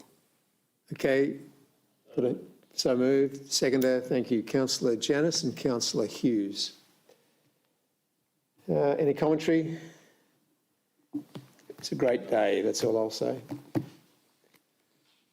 Okay, those in favour? Thank you, that's carried.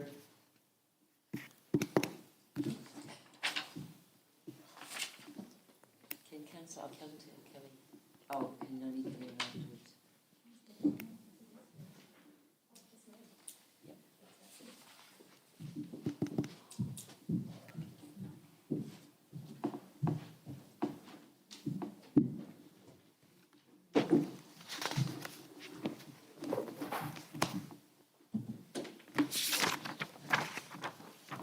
Thank you. Councillor Prime and Councillor Kelly have re-entered the chambers. Councillor, sorry.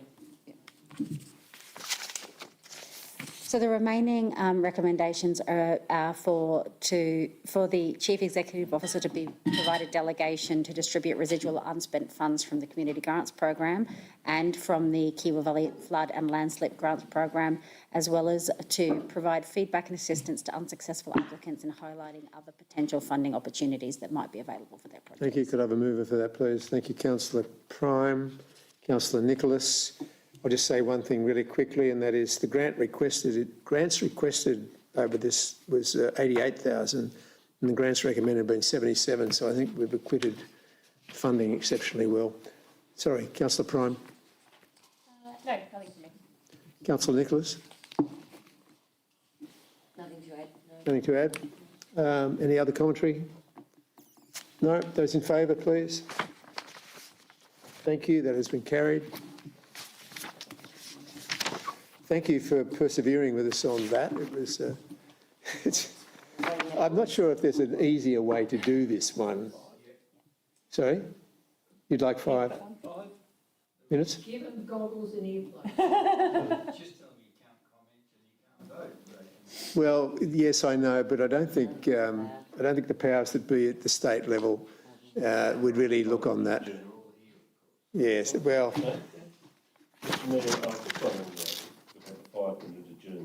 Certainly, would you call for an adjournment? Can I have a seconder for that recommendation? Thank you, Councillor. Those in favour? Yes, we are just going to have a 3 to 5 minute adjournment. Please, I think we just go silent.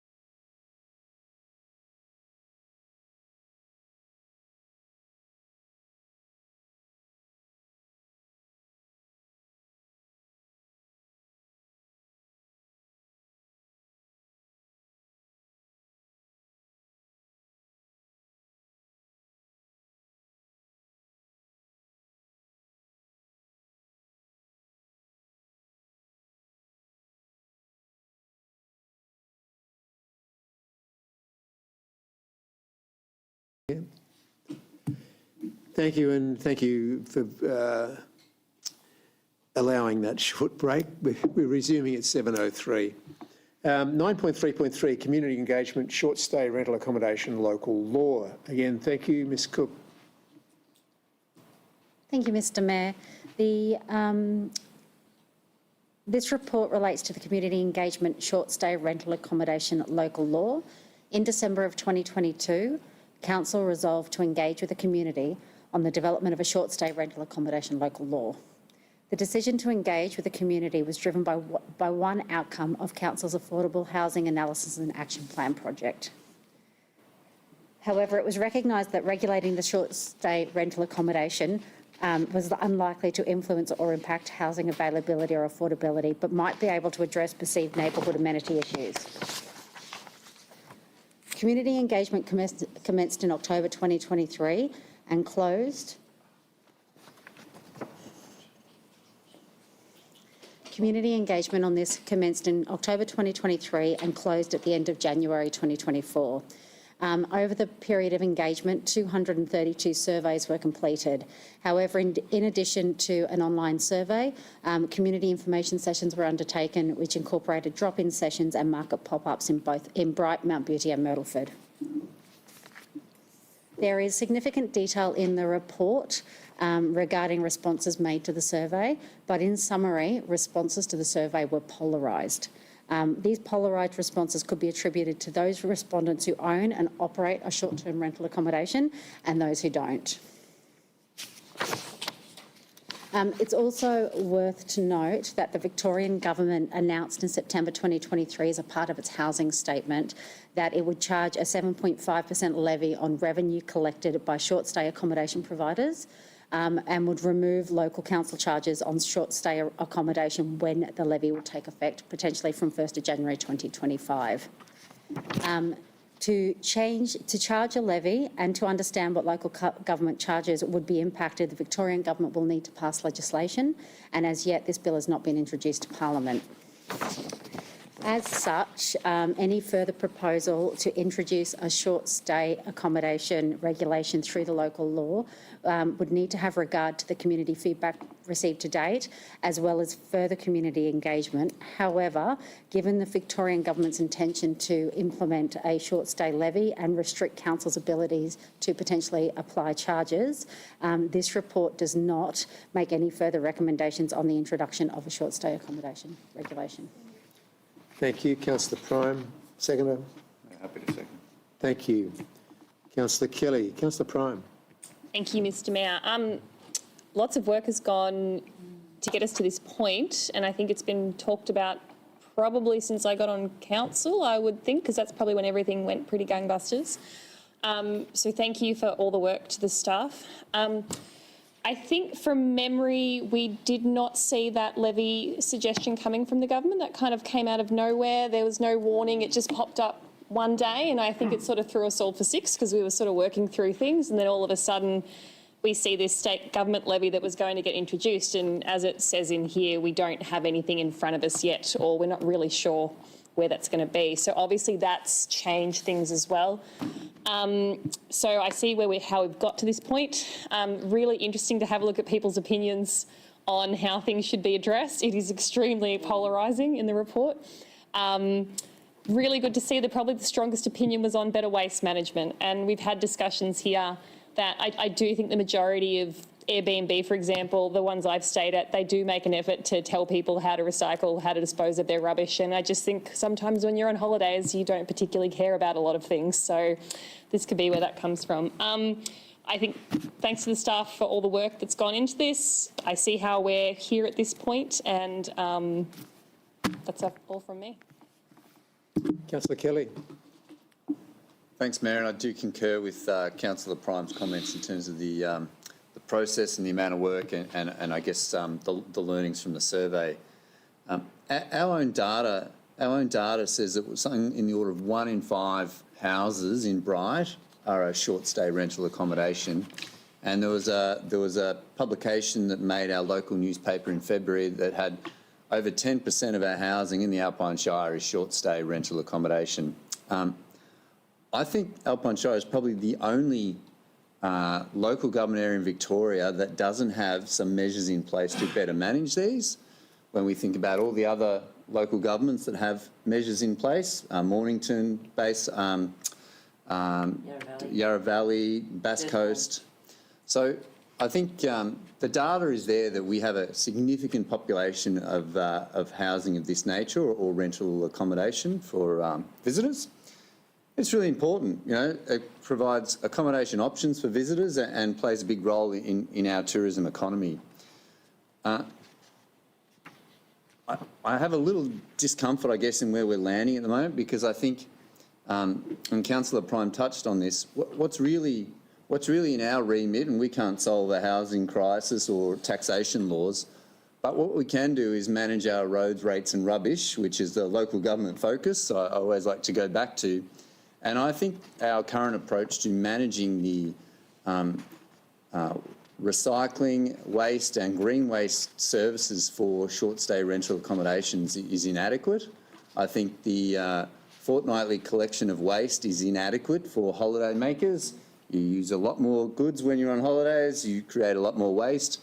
And, you know, I suspect the evidence is out there in our community that our public place bins are more regularly overflowing. We have litter problems and people are really just, you know, illegally dumping and finding ways to deal with this rather than us having a structured approach to how we manage these. So I think there are bylaws to approach to address this matter.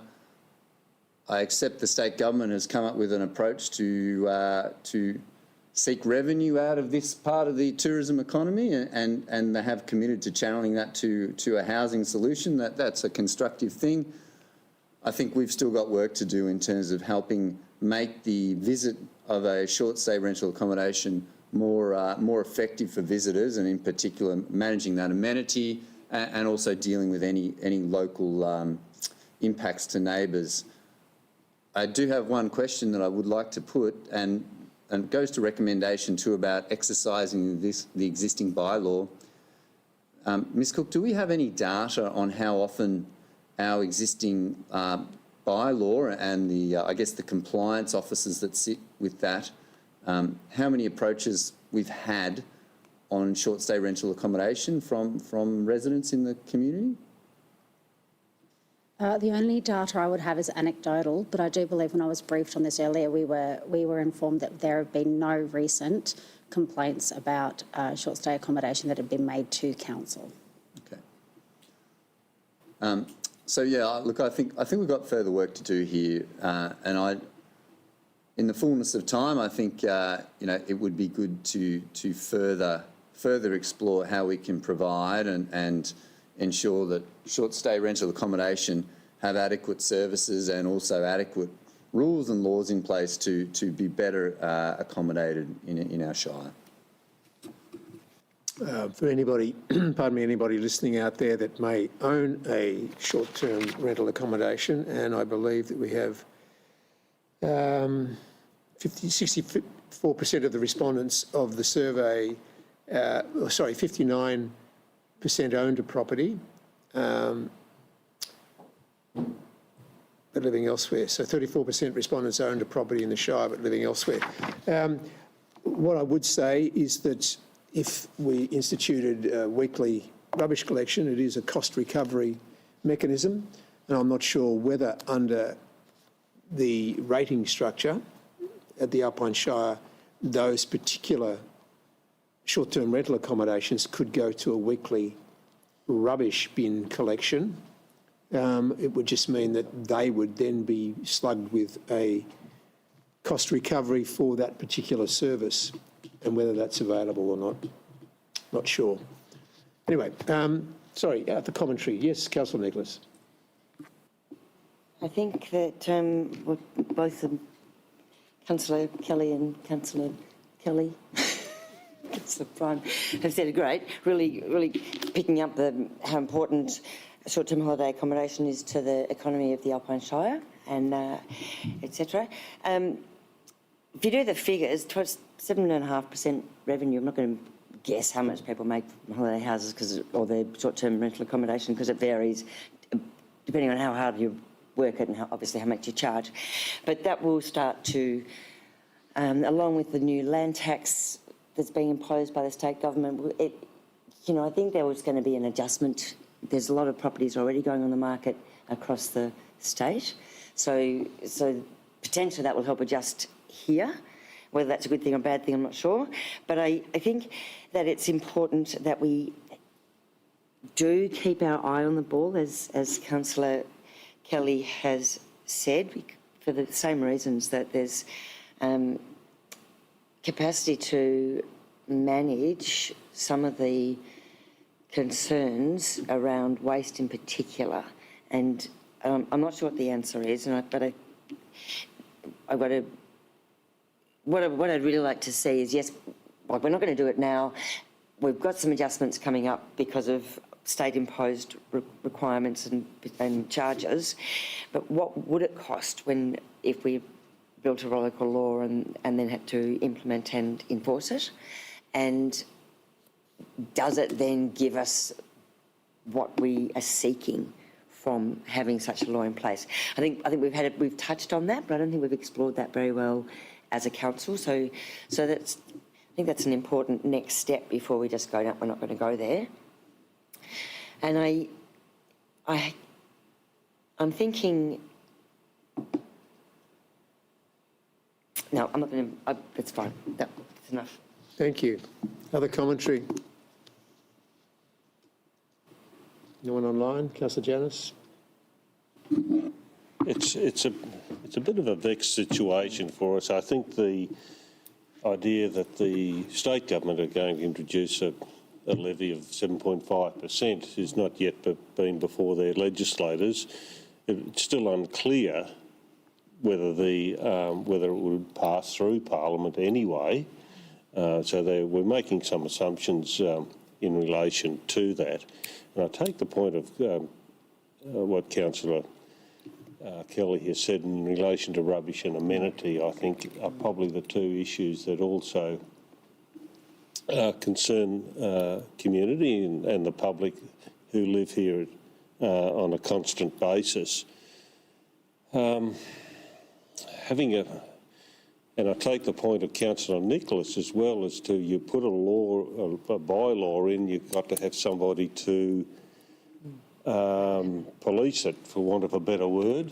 And it's hard enough doing some of the basic things that we're supposed to do now with our animals and our building people. I don't know. I think perhaps if we put a little bit more effort now into looking at other ways that we can talk to the industry to address some of these situations, whether they self-regulate perhaps, perhaps organise a symposium of those people to raise our concerns to the industry as a Shire perspective, and see if we can get some self-regulation on these matters. It's just a thought, but it may or may not happen. But look, I can see with Councillor Nicholas, some people are now getting out of that market and are putting their houses on the market for whatever reason they want to do that. And we may have an increase in some of our housing anyway in the near future, may. Anyway, that's I can't say much more in relation to that. It's a bit of a vexed situation that we find ourselves in here. Comments from people online? Councillors? Councillor Keeble?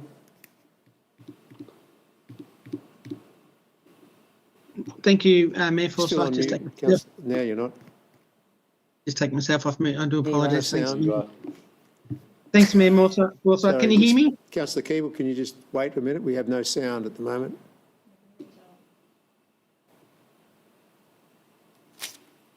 Testing 1, 2. 1, 2, testing 1, 2. Can you now speak, councillor Keeble? Testing 1, 2. No, we have no sound coming from the online people.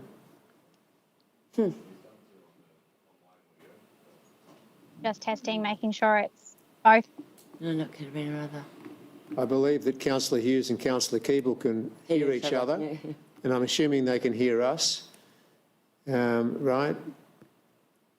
Anyone lip read? I need one of those state people that stands up behind me and does this.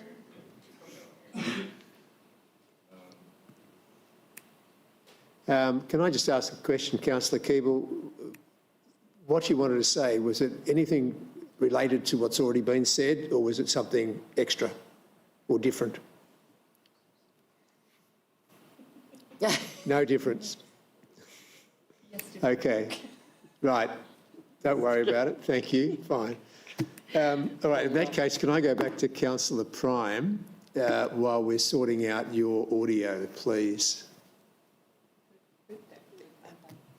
All right, just test one more time for me, please, either councillor Hughes or councillor Keeble. Hello. Oh, hello, we have audio. Councillor Testing Keeble. 1, 2. Yes, thank you. Councillor Keeble, was it important that you wanted to? No, it's okay. Continue on, Mayor Forsyth. Thank you. All right.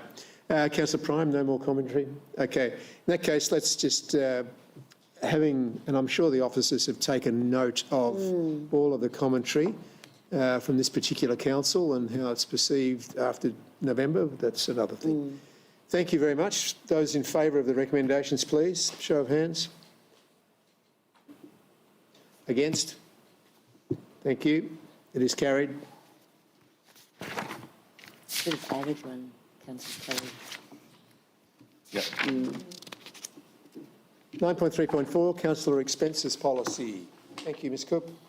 Thank you, Mr Mayor. 9.3.4 Councillor Expenses Policy. Councillors are required to maintain an expenses policy for reimbursement of out-of-pocket expenses for councillors and members of delegated committees in accordance with Section 41 of the Local Government Act 2020. Council endorsed the revised draft of the Councillor Expenses Policy at the meeting in May 2024, and this report represents the final version of the policy for adoption. That expenses policy was placed on public exhibition. It's called the Councillor Expenses and Support Policy. No public submissions were received to the policy. The recommendation. Second. Thank you, councillor Janus, councillor Nicholas. This, just for clarification, the councillor expenses policy will come into play when? With the new council, I believe. I believe that we were required to do a review ahead of the upcoming election for September. Certainly. So therefore, what we're voting on tonight does not affect the particular councillors here. I would need to take that on notice. I think it does. August 2020 it came into play. I agree, but any changes that we've made tonight, Commence on the 7th. Oh. when does it Yeah, actually? sorry. Yeah. I'll take that on notice, Mr Mayor. Please take that on notice. Thank you. Sorry, it was councillor Janus and councillor Nicholas. Thank you. Councillor Janus. No, seeing as there's no public commentary on the matter and the matter has been, the report's been explained to us and I think we all understand it, that input into it. Thank you. Councillor. I would still like to point out to anybody who might be listening or watching in their slippers that we are a lean, mean council and there's no five-star accommodation for us when we go places, and I think that's good. However, the sentiment is that we do no harm, which means that we allow and support people who have stood to council to participate without exorbitant expenses against their own private income. So I think this does that really well. It's as I said, lean and mean. Other councillors? Yes, Councillor Kelly. Thanks, Mayor. Yeah, just to add to Councillor Nicholas's point there, I think this version, and if you are considering running for council, it would pay to understand what expenses you'll be entitled to be covered for. And And I do congratulate the officers in drafting this. I think they've done a lot of research and put a lot of thought into how can we make the opportunity and the cost and better equality across our Alpine Shire in terms of councillors' geographical location versus where the typical meeting location is. So well done to the team. Anybody online? No? Noting up there, these recommendations, are they actually numbered 1 through 4?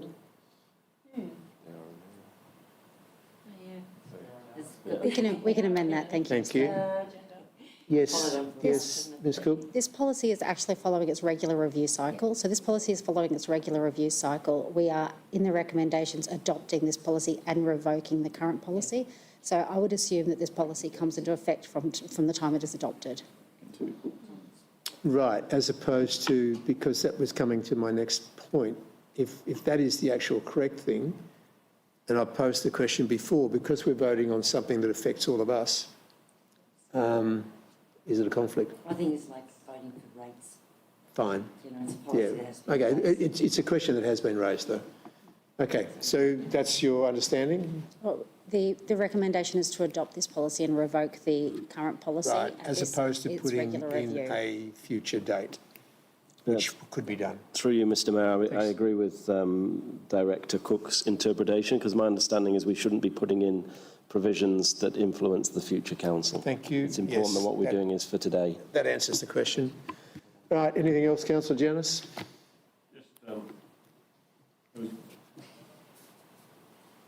There was a question in the VLGA survey that spoke a number of times in relation to remuneration for child expenses.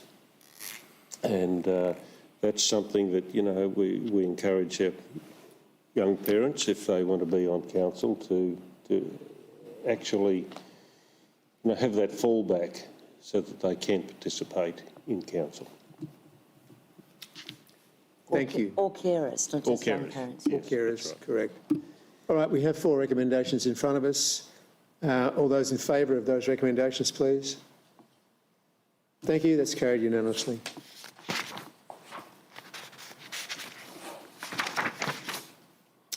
(9.3.5) Governance rules and election period. Thank you, Ms Cook. Thank you, Mr Mayor. 9.3.5, the governance rules and election period policy. Council originally adopted its governance rules in August 2020 following the introduction of the Local Government Act 2020, and then updated them in September 2022 following amendments from that same act.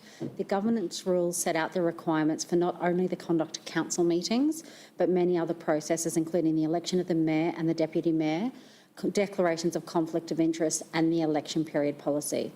A draft version of this, version 3 of the Governance Rules and Election Period Policy, was presented to Council in May 2024 for the purpose of seeking public submissions. No public submissions were made. However, there have been some amendments to this policy as are outlined in the agenda report. The election period policy would come into effect on the 17th of September. Showing that we would be well placed to have this in place ready for the new election period. Thank you.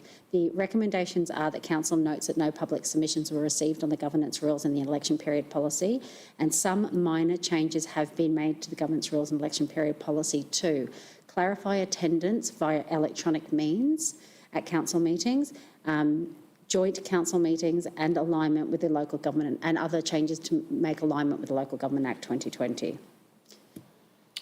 Thank you. Mover?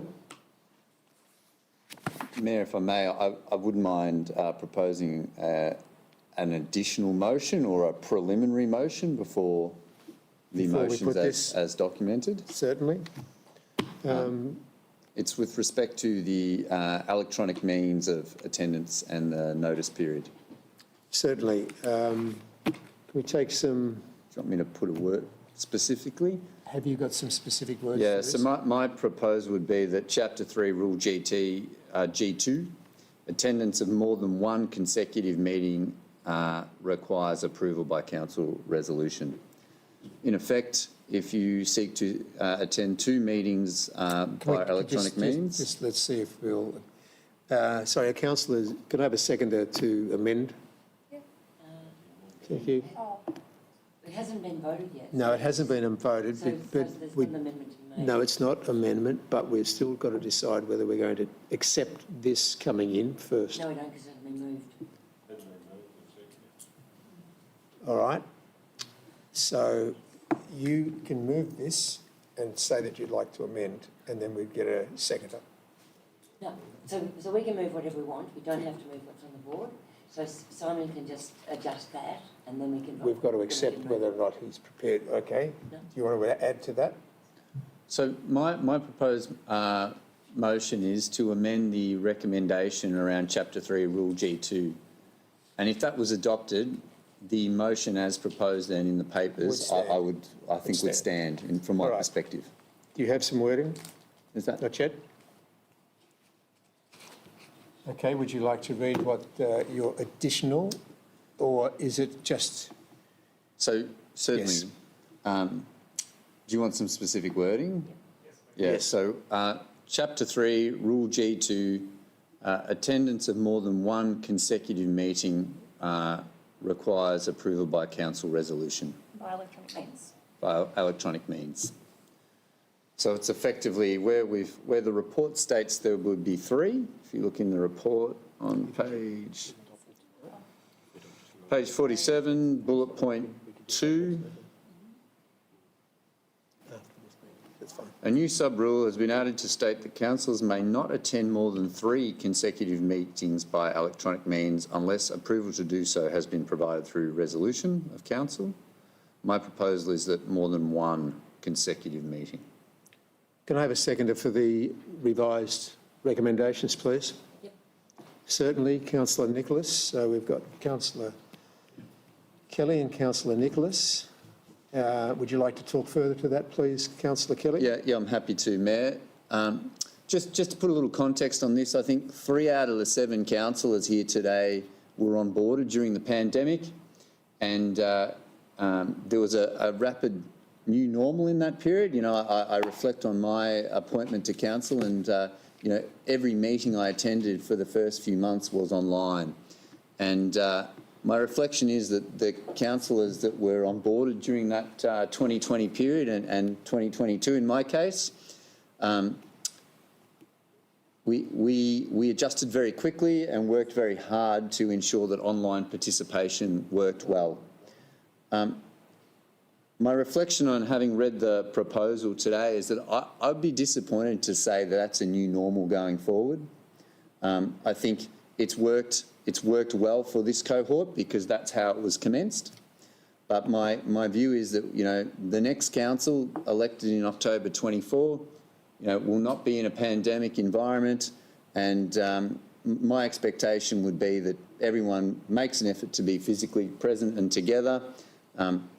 Matters come up from time to time, and you know, this policy would allow for that, but I think setting an early expectation that physical attendance and presence to support your fellow councillors, to support the officers at pop-ups, to do all those things together is important. Thank you. There's a meetings is plural still in the wording. Yeah. Councillor Nicholas, any further commentary?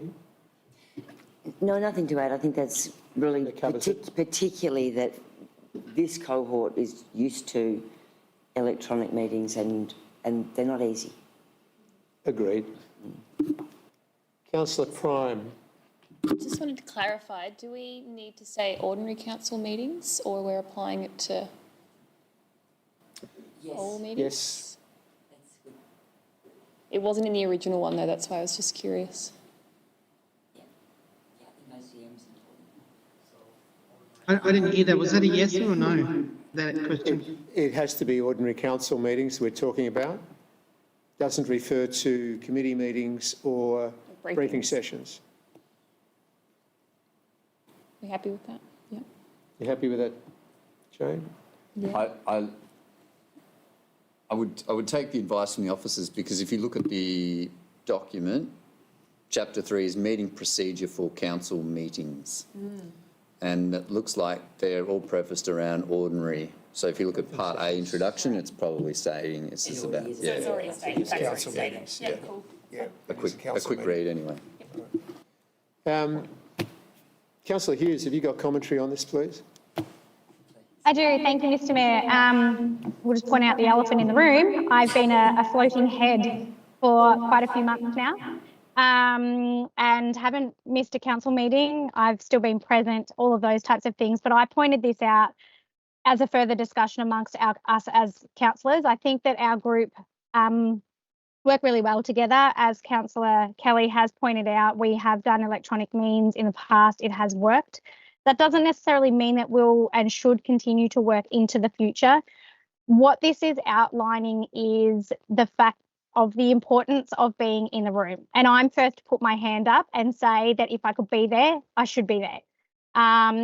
I've got circumstances that have been discussed prior to me not being there, and that, you know, that's, we don't have to go into all of that right this very second, but the point of putting this in place is to show the importance of what it is as a council cohort to be in the room together, to feel the emotion, the discussions, the chit chat, the rapport, all of those things play part in how you work as a team. And with saying more than one consecutive meeting via electronic means, pointing out here that we're saying that it then goes to a resolution of council. So it's not necessarily saying it's a hard and fast rule that it can't be done. It just needs to be pointing out that it's further discussion on whatever the personal circumstances are at the time, needs to be discussed as a cohort and agreed that that is how it should continue. So I agree with the change in motion here that Councillor Kelly has put forward. Whether it be more than one or more than three, I think much of a muchness, but I just wanted to point out the elephant in the room on this one. Thanks, Councillor Hughes. Any other comments from councillors? Yes, Councillor Keeble. Thanks, Mayor Forsyth.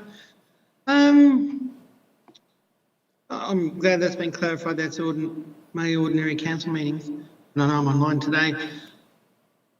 I'm not sure about this one. I understand where Councillor Kelly is coming from. My concern is the bit about the resolution of council. So,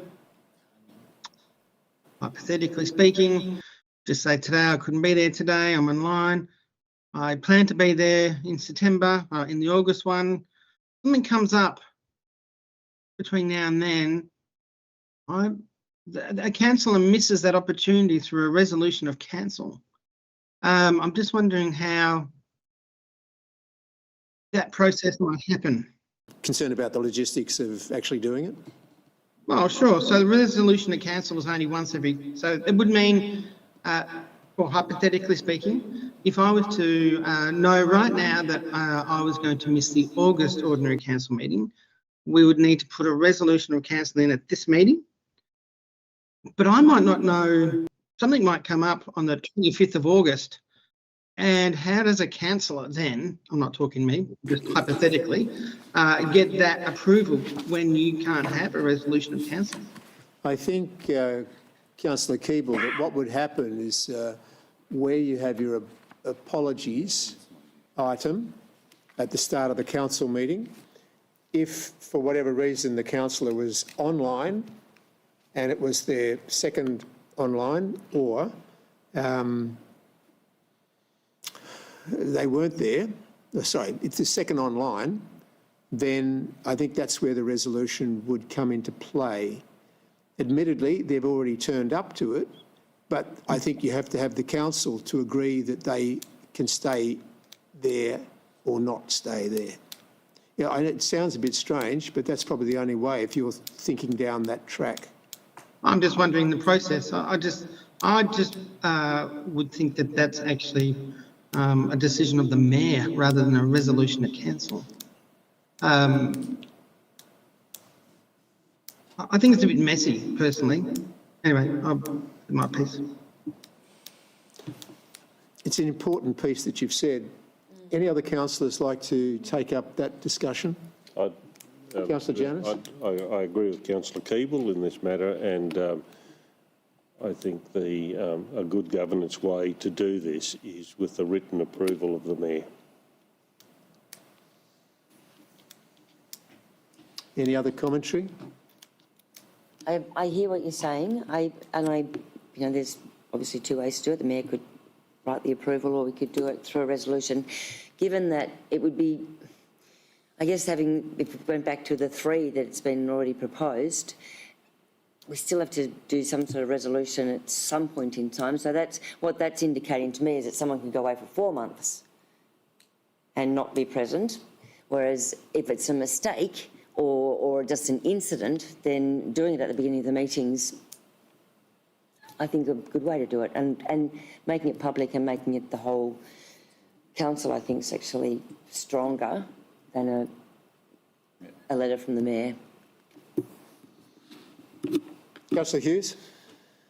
I've opened this discussion up a little bit because I think it is important to get it right. We know the outcome we want, but in order to get it right, we need to get the correct wording.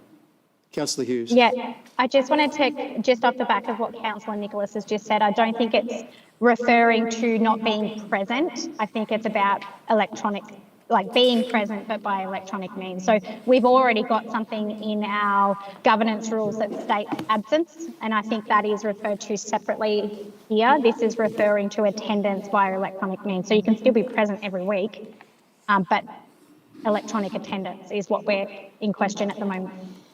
Yeah, I understand that, but I can't imagine why you wouldn't come if you're in the Alpine Shire. So unless there's something that's really, unusual that's happened. So that's why I referred to being away, but I hear you. Sorry. Councillor Kelly? Thanks, Mayor. I did put some thought into this, and I considered that, when people are an apology, it becomes a motion to note apologies and vote on that. And I considered, well, we could have the same for participation by electronic means, and then that has to be noted and supported or otherwise. And the appeal to that for me is that it's done in a public, accountable way. That was my consideration on it. And I thought, even if you called it at 2, you could still in that situation where someone at short notice wants to participate. So I think that means you always have the opportunity to, even at short notice, and it'll be the decision of your fellow councillors whether it's appropriate on that occasion. Would councillors, or Councillor Kelly, would you consider putting these recommendations on the table until our next meeting and having further discussions to see if it can be refined further? Yeah, I'm comfortable with that. I think we want to, and I think to support the governance team as well, we do want to nut out exactly procedurally how this would flow. I guess, my intention is that it's public, it is a point of accountability amongst councillors, and, we set it up for success. Through you, Mr Mayor. So there's a later report in this council meeting which relates to the joint meeting of councils. And there's a change proposed in the governance rules that allows 3 councillors to be nominated. So if you don't adopt the governance rules tonight, we can only proceed with a joint meeting with all 7 councillors in attendance, just to make you aware of that. Can I...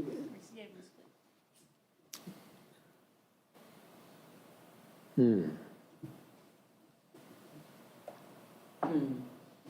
I just point of clarification, Mayor Forsyth? Yes.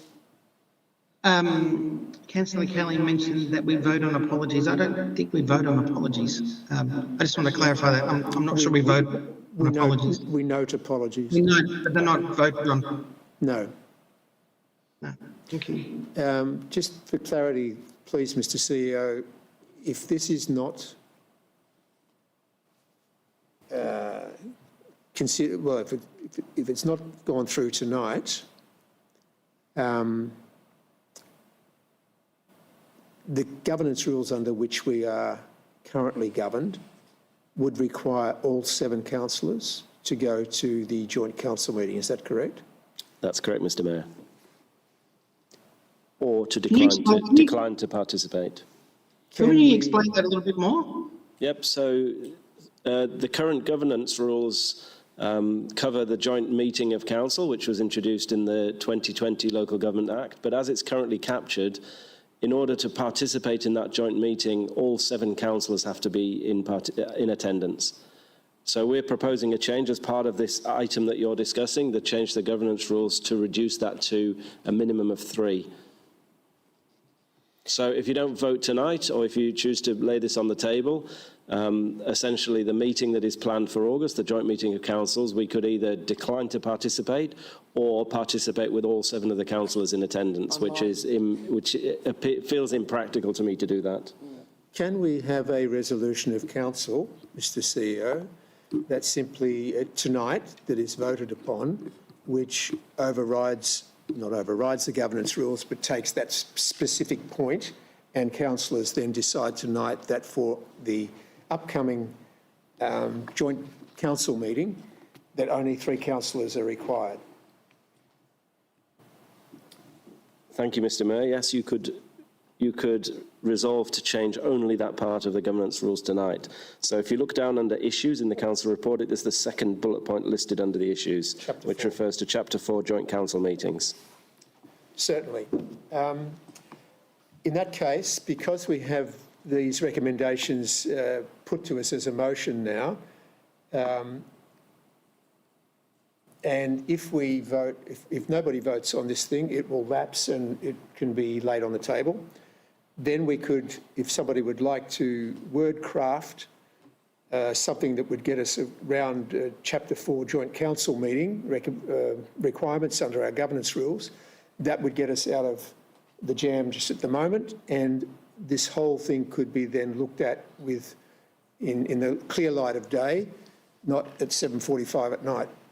And it can come to the next council meeting. So, Councillor Kelly, this is your recommendation, or you've put the motion. I'll give you the last say on this before we go to the vote. I guess we should take a vote on this because it's up there to be voted on. I think one thing I would say is that if we vote in the positive for this today, whether it was 1 or 3, the administrative issue still remains. So if in principle people support 1, we should vote and or take that into consideration in your vote, and the administrative matter will still need to be resolved, whether it was 1 or 3. And yeah. It would have to come to another council meeting though, wouldn't it? No, because depending on the vote, someone could raise another motion.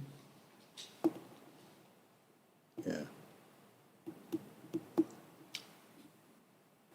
My concern is that we've only got 1 more council meeting where things can be decided. And if the governance of this particular recommendation, as it now reads, needed to be redone for a change, it would not look the best. As Councillor Kelly's pointed out, whether if somebody's already had 3 meetings by electronic means and then they can't attend to the 4th, we still have to have a resolution at some point in time at that meeting. So it makes no difference whether it's 1 or 3. True. Do we want to get the wording right tonight to adopt it? I think we have it. Go, Councillor Hughes. Excuse me, Mr. Mayor, if I may. Certainly. Just going back to a point that was made on the last agenda item where we shouldn't be making decisions on what's going to affect the next council term. Would this not be that? It's only because it's what that's what I've heard being said. Sorry. I think it's a tidying up of governance rules. Okay. Councillor Kelly. Through you, Mr. Mayor, perhaps if I could provide some clarity on that. So through the caretaker period, we are specifically, or council is specifically prohibited from making changes which impact on the future council. The advice of our governance officer is the closer that you get to the caretaker period, the more careful you should be about doing that. So we're not prohibited from making changes, but you should certainly take into consideration if you're making significant changes purely for the intent of influencing the future council, you perhaps want to think twice about that. The point we're making here, we've got a lot of experience in the room from the last 4 years of council, and I think our process of working through the policies over the last 6 months has really been to try and capture that good experience that council brings to the table for the benefit for the remaining term of this council, but also leading into the future. So it's not specifically intended to be a policy change for the future council. All councillors comfortable currently with the recommendations as they read and have been written and extended? In that case, I'll put these current recommendations to the vote. Those in favour of the recommendations as they are read.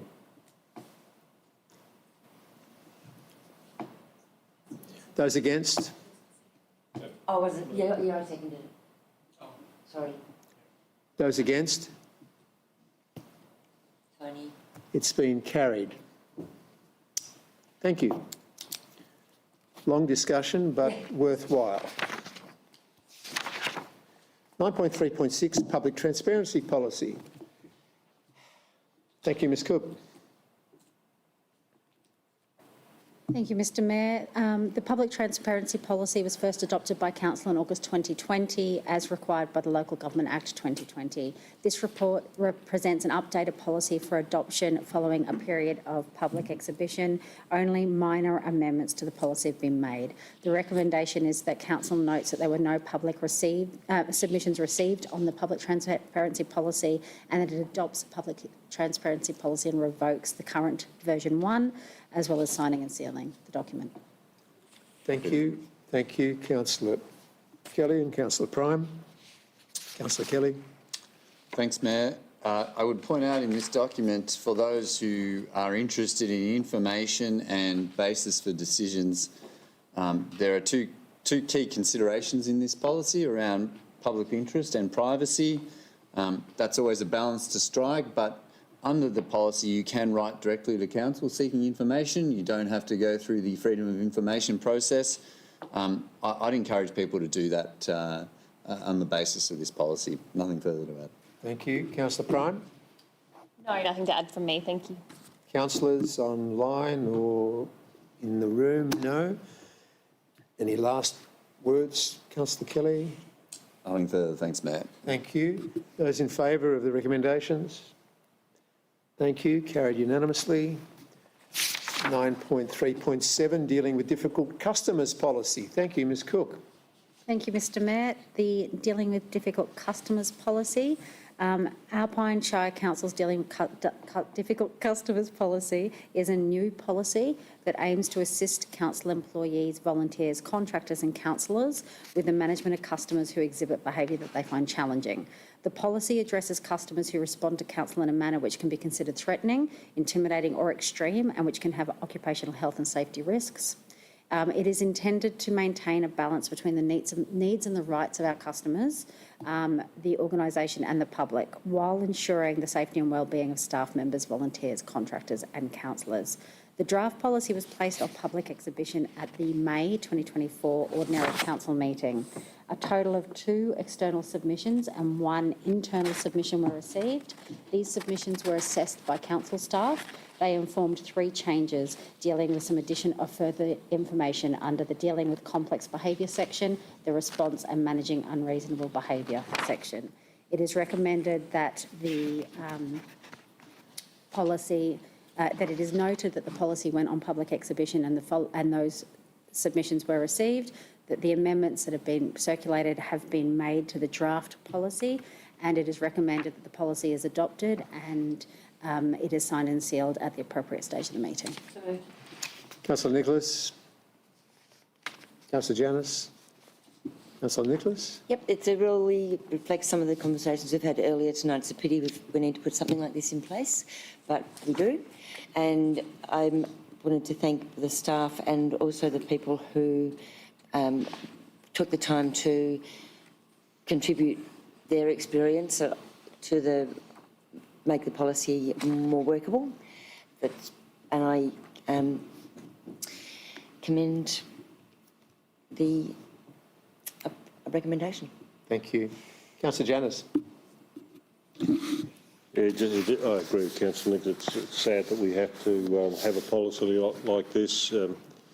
Unfortunately, it's a reflection on our society, and you ring any government department, any supermarket, whatever, the first thing you hear, you get this, particularly if you have to wait, you've got to listen to the policy online about being nice to the staff. And I think most people are nice, but unfortunately there's this attitude creeping into our society now where they think they can speak to anybody as rudely as they want to because it's all about them. Thank you. Thank you. Ms Cook, in the policy, is there mention of specific training for online or for council staff or for councillors? I would have to take the training plans on notice, Thank you. Mr Mayor. Any other commentary? Comments? Okay. No? Thank you. Back to you, Councillor Nicholas. Any other thing? Thank you. I'll have a show of hands, please. Those in favour? Thank you. That's unanimous. 9.3.8, Alpine Shire Council Internal Audit Proposal. Thank you, Ms Cook. Thank you, Mr Mayor. The Alpine Shire Council internal audit proposal. The Alpine Shire Council has operated an internal audit program based on seeking quotes from the market per internal audit. We are simply recommending that Council test the market to engage an external entity to undertake Council's internal audit program. This recommendation has been endorsed by Council's Audit and Risk Committee in May 2024. Thank you. Thank you, Councillor Janus. Seconder. Councillor Kelly. Councillor Janus. Yeah, thank you. As Ms Cook stated, the Audit and Risk Committee chair in particular has promoted this. It will be extra cost to council. There will be some extra cost, but also there is a loss of productivity by our staff who are given the task of committing to doing particular audits. And our staff are very maybe overworked in some areas anyway.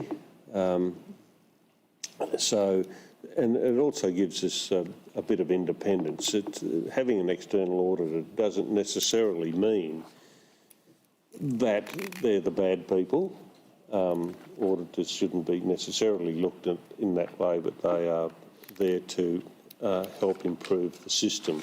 And some of our external auditors, and as the report says, have to have local government experience.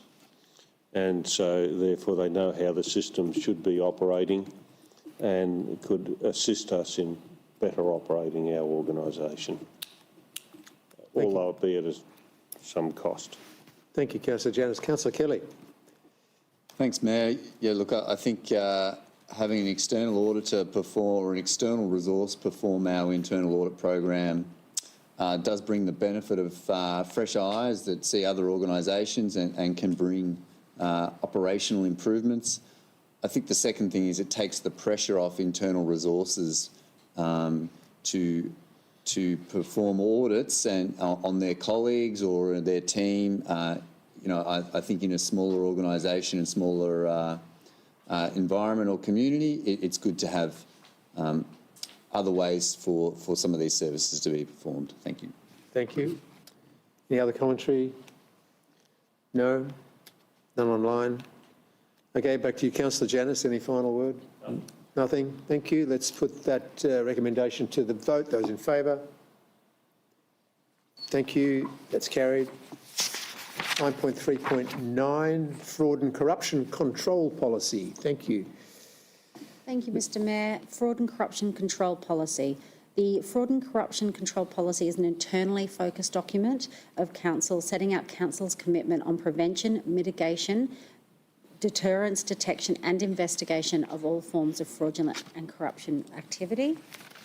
The current policy had only minor changes made and it has come up to its review date. So a review has been undertaken. Minor changes of the existing policy has been made. Because of the minor nature of the changes, public exhibition of this policy was not undertaken. It is recommended that Council notes the minor changes that were made to the policy as part of its scheduled review. It revokes the current fraud and corruption control policy and adopts this new fraud and corruption control policy, as well as signs and seals at the appropriate stage of the meeting. Thank you, Ms Cook. Mover, seconder, please. Councillor Janus. And Councillor Hughes, did you have your hand up? No? I Councillor Kelly? can't because it has to be signed and sealed. True. No, that comes later. Councillor Kelly, seconded. Thank you, Councillor Janus. Predominantly administrative type changes to the policy, really, minor things, and it's something we really must have in its current form. Thank you. Councillor Kelly. Nothing further to add, Mayor. Any other councillors? Any commentary on this? No? Straightforward. Thank you. Show of hands then, please. Those in favour? Thank you. Carried unanimously. 9.3.10, the 2024 insurance portfolio. Thank you, Ms Cook. Thank you, Mr Mayor. Council maintains a suite of insurance policies as part of its ordinary business. The CEO has delegated authority under its S5 delegations to approve insurance policies up to a value of $500,000. Therefore, the recommendation on this report is not for the payments made itself, but is to note the payments.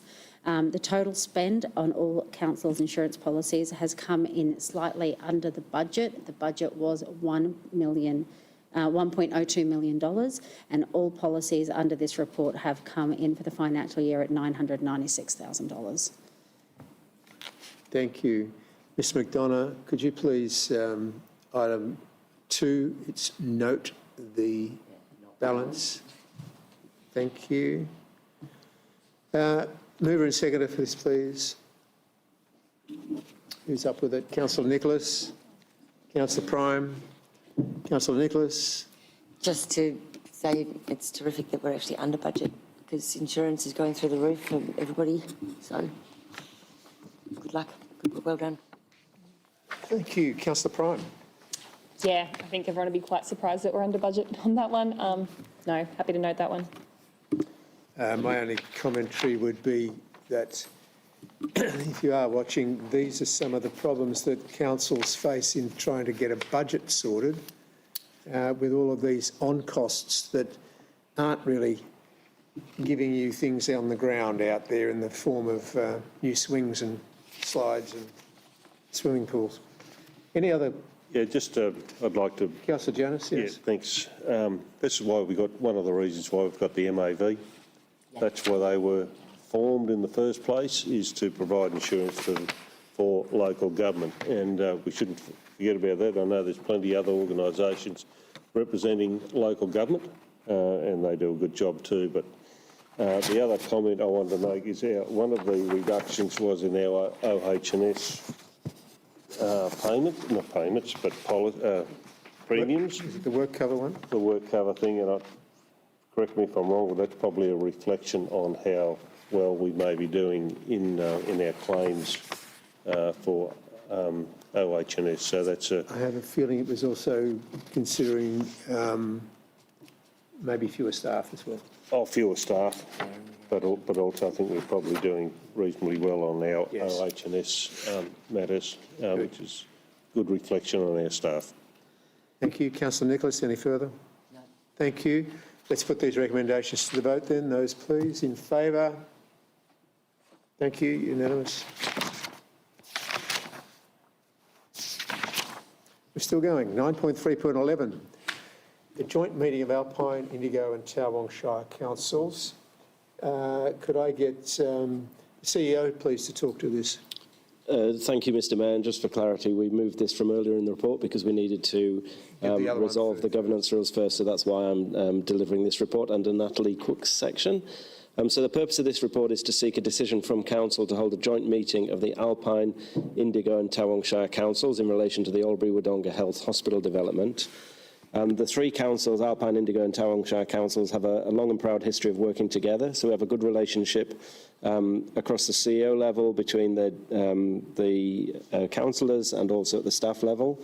And in the Local Government Act 2020, a new provision was included for convening joint meetings of councils, and this enables formal collaboration and action on matters of mutual interest and importance, providing a strong collective voice working for the benefit of our collective ratepayers and residents.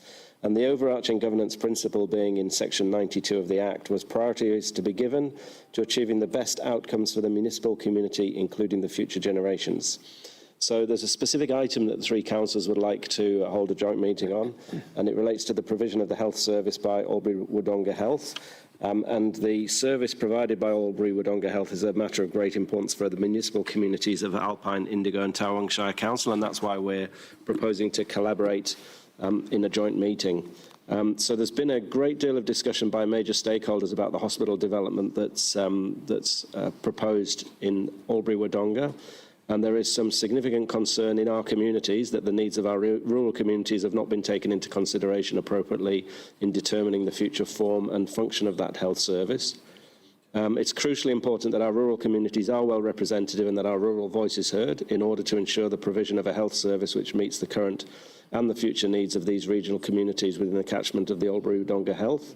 And to this end, it's recommended that the Alpine, Indigo and Tawong Shire Councils convene a joint meeting in order to determine a collective position and the action required to adequately represent the interests of our residents and ratepayers.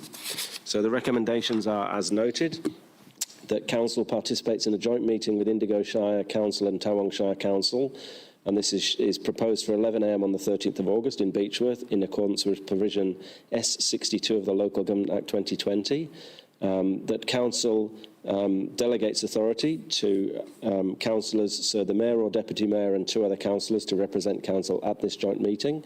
And the governance rules of the host council, being Indigo Shire Council, be adopted for the purposes of the joint meeting. That the host council mayor, being Councillor Sophie Price, chairs the joint meeting, and that any costs incurred in relation to holding the joint meeting be shared equally by all three councils. Before I put this recommendation to get this mover and a seconder, item 2, if the Deputy Mayor and the Mayor both wanted to go, how do you write that? Is it the Mayor and or Deputy Mayor? And councillors to 3 councillors? Or 2 councillors? How do you... Or is the Deputy Mayor considered not to be a councillor? So, through you, Mr Mayor, I think we're just seeking to capture the 3 councillors being Deputy Mayor, Mayor, the names of the councillors who are nominated by Council to participate. And my interpretation, sorry, is that the Mayor or Deputy Mayor should be at least one of the councillors. Correct. So But it doesn't then... mean they can't both go. Okay, all right, as long as people are clear on that. Okay, the recommendations are there. Could I have a mover and seconder, please? Sure. Happy to move. Councillor Kelly and Councillor Janus. Thank you. Councillor Kelly. Thanks, Mayor. Really good initiative, in my view, to collaborate with our neighbours on a significant matter for our region, of both importance today and into the future when we think about the growth curve and the current state of facilities in our area.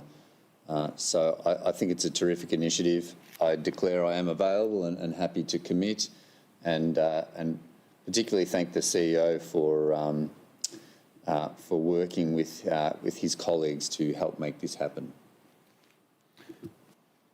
Before I ask Councillor Janus to say something, are we actually asking for councillors to nominate at this point in time as well? I would have thought so. Terry? Councillor Keeble? I would have thought so. That's why they're blank.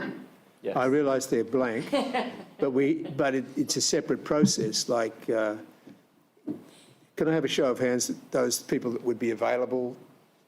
Well, we know Councillor. In my schedule. I didn't think so. No. All right, so I've got 3 councillors if that's the I case. could be the substitute. And you could be the substitute. thank you. So we have the Mayor, we have Councillor Kelly, we have Councillor Janus, and Councillor Nicholas has been prepared to be appointed as a substitute. Right, further commentary, Councillor Janus. Yeah, thanks, Mr Mayor. I was at that briefing session with the Tri-Councils over in Tallangatta that morning, and that this was one of the items on discussion, and it was something that all people present embraced. And I think it's a great initiative that we've undertaken. I think we might be the first council under the Local Government Act to do something like this. Unsure about that. First three councils. The first three councils. Through you, Mr Mayor, possibly the second. We know of one other collaboration of councils that's already beaten us to the post. Right, well, that's all right. We've still got a silver. Yeah, we're in the medal tally. Yes, that's good. All right, thanks, Councillor Janus. Any other commentary from any councillors? Councillor Nicholas? I've got some questions. Yes, certainly. Does this joint meeting with 3 representatives from our council create binding commitment?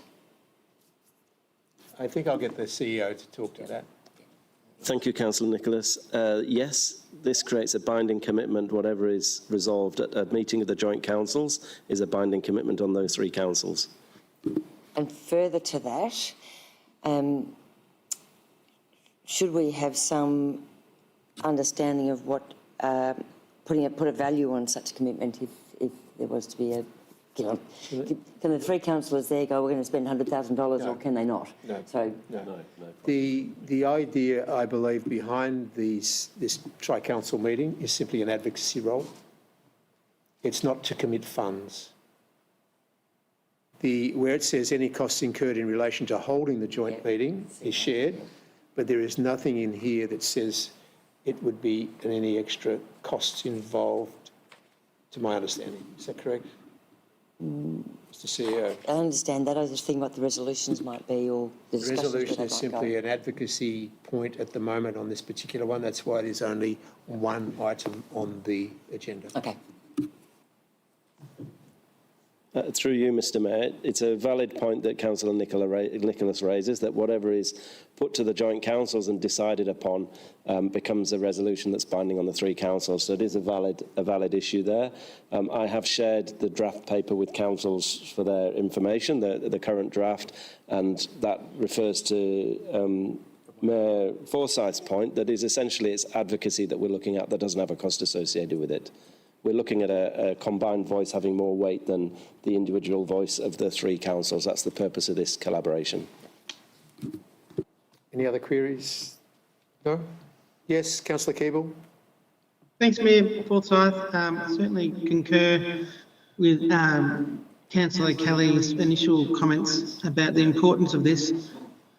So the New South Wales government has already decided that it's not going into a greenfield site. They've made that quite public.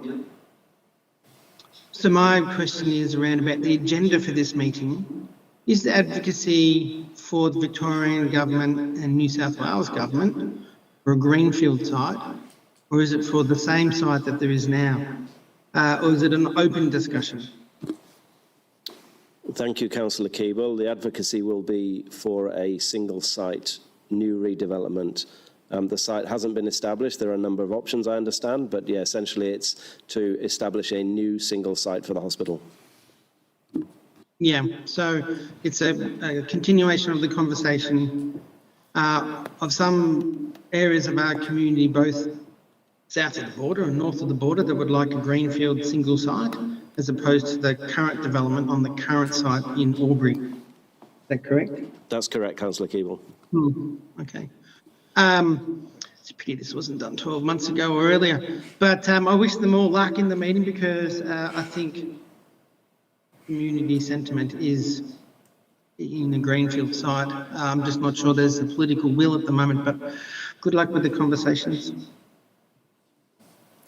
Thank you, Councillor Keeble. We'll take that to the table with us when we're there. All right, Councillor Kelly, any final words? No, good discussion, some good clarifications too. Thank you, councillors. Fine, thank you. All right, the recommendations are before us. Those in favour? Thank you. Carried. We are getting near the end of the agenda. Item 10, the informal meetings of councillors. The recommendation that the summary of informal meetings of councillors for June and July 25 be received. Thank you, Councillor Kelly. Councillor Prime, those in favour? Thank you. Carried. Item 11, presentation reports by delegates. Anybody have anything to report? Yes, Councillor Kelly. Thanks, Mayor. Very briefly, the Alpine Resilience Partnership met, I'll say 10 days ago now. The Alpine Resilience Partnership has a great participation by local agencies, VicPol, CFA, Alpine Health, obviously the Alpine Shire. There'll be others that I've missed. At the most recent meeting, we had Forest Fire Management Victoria, which is an arm of DECA, Department of Environment, Energy and Climate Change Action. Climate Action, I think. They spoke on the controlled burning program and what's been most recently completed during autumn and what the forward plan is. So really useful information. So my thanks to Forest Fire Management Victoria there for that presentation. And then the last thing I'll mention is just a shout out to the Loop. www.the-loop.com.au. It was something launched post the Black Summer. It continues to be a really useful publication if you do want to know what agencies are up to and other information.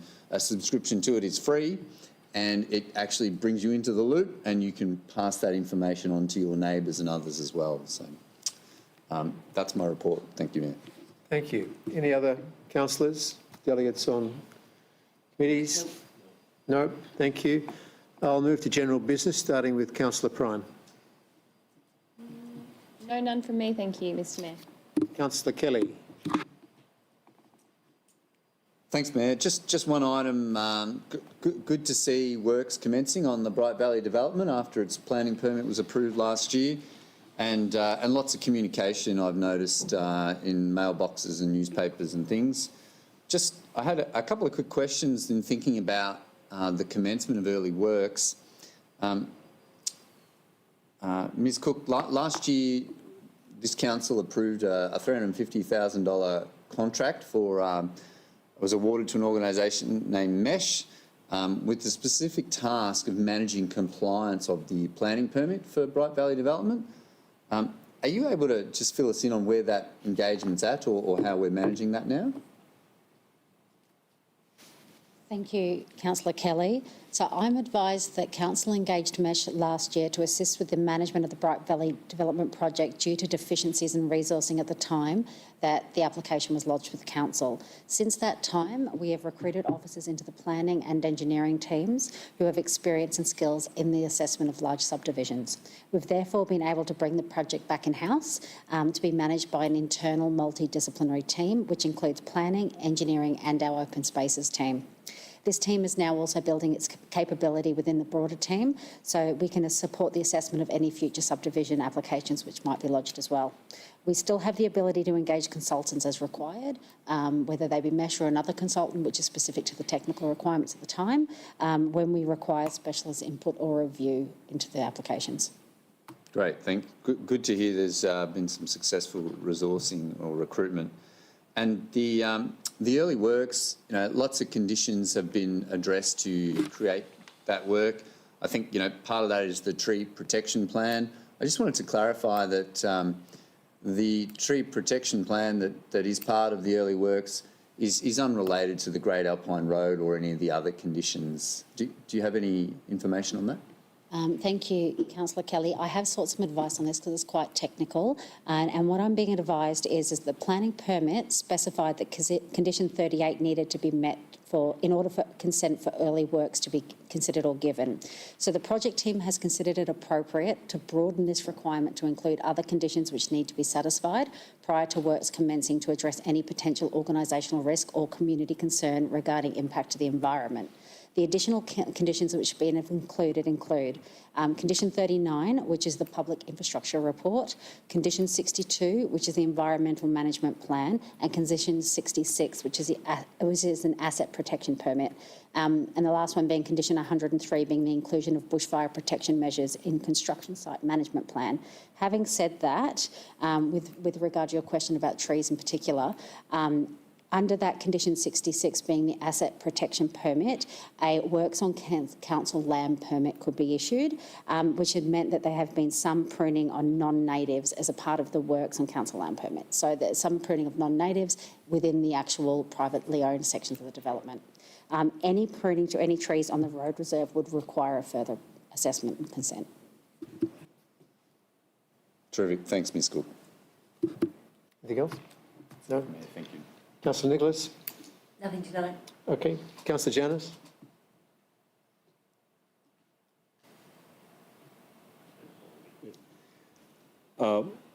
It's really pleased to see on my way here today that there are people with theodolites and other equipment on the Nimmo Bridge. Finally. Which appears that we may have some sort of start after nearly 12 years. It's good general business. Anyway. Thank you. Councillor Keeble. Thanks, Mayor Forsyth. Good on you, Councillor Janus. That's terrific news. Director Rees, he sent me an email earlier this week. He's not in the room today. Just about the wood stash that's down at Dams Road, that's going to be cut up and stored, and the wood from that will be worked out later on in regards to how it gets managed after that. I'm just raising it because I've raised it in general business a few months ago, in case people are wondering. Thanks. Thank you. Councillor Hughes.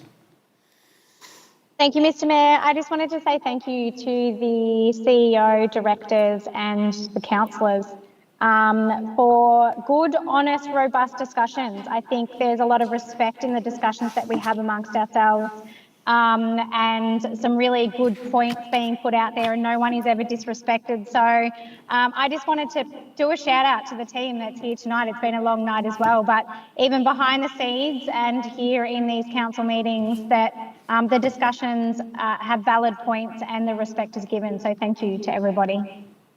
Thanks, Councillor Hughes. Mr. CEO, general business. Thank you, Mr. Mayor. Very quickly, I'd like to thank our team over in the corner, Justin and Lucas, for what has been the fastest possible setup of the technology. I think the more we put you under pressure, the better you perform. So well done. For the councillors' benefit, we did have a gap this evening. We forgot to communicate, I think, that we had a citizenship ceremony, so we put our team under pressure, but you've done a remarkable job. I'd also like to thank my two actors over there in the corner. It's hard picking up other people's work, and you've done a stellar job tonight. I think the councillors have thrown pretty much everything at you that exists in the governance rules, and you've come through shining, so well done. Part of Actors Equity? Or?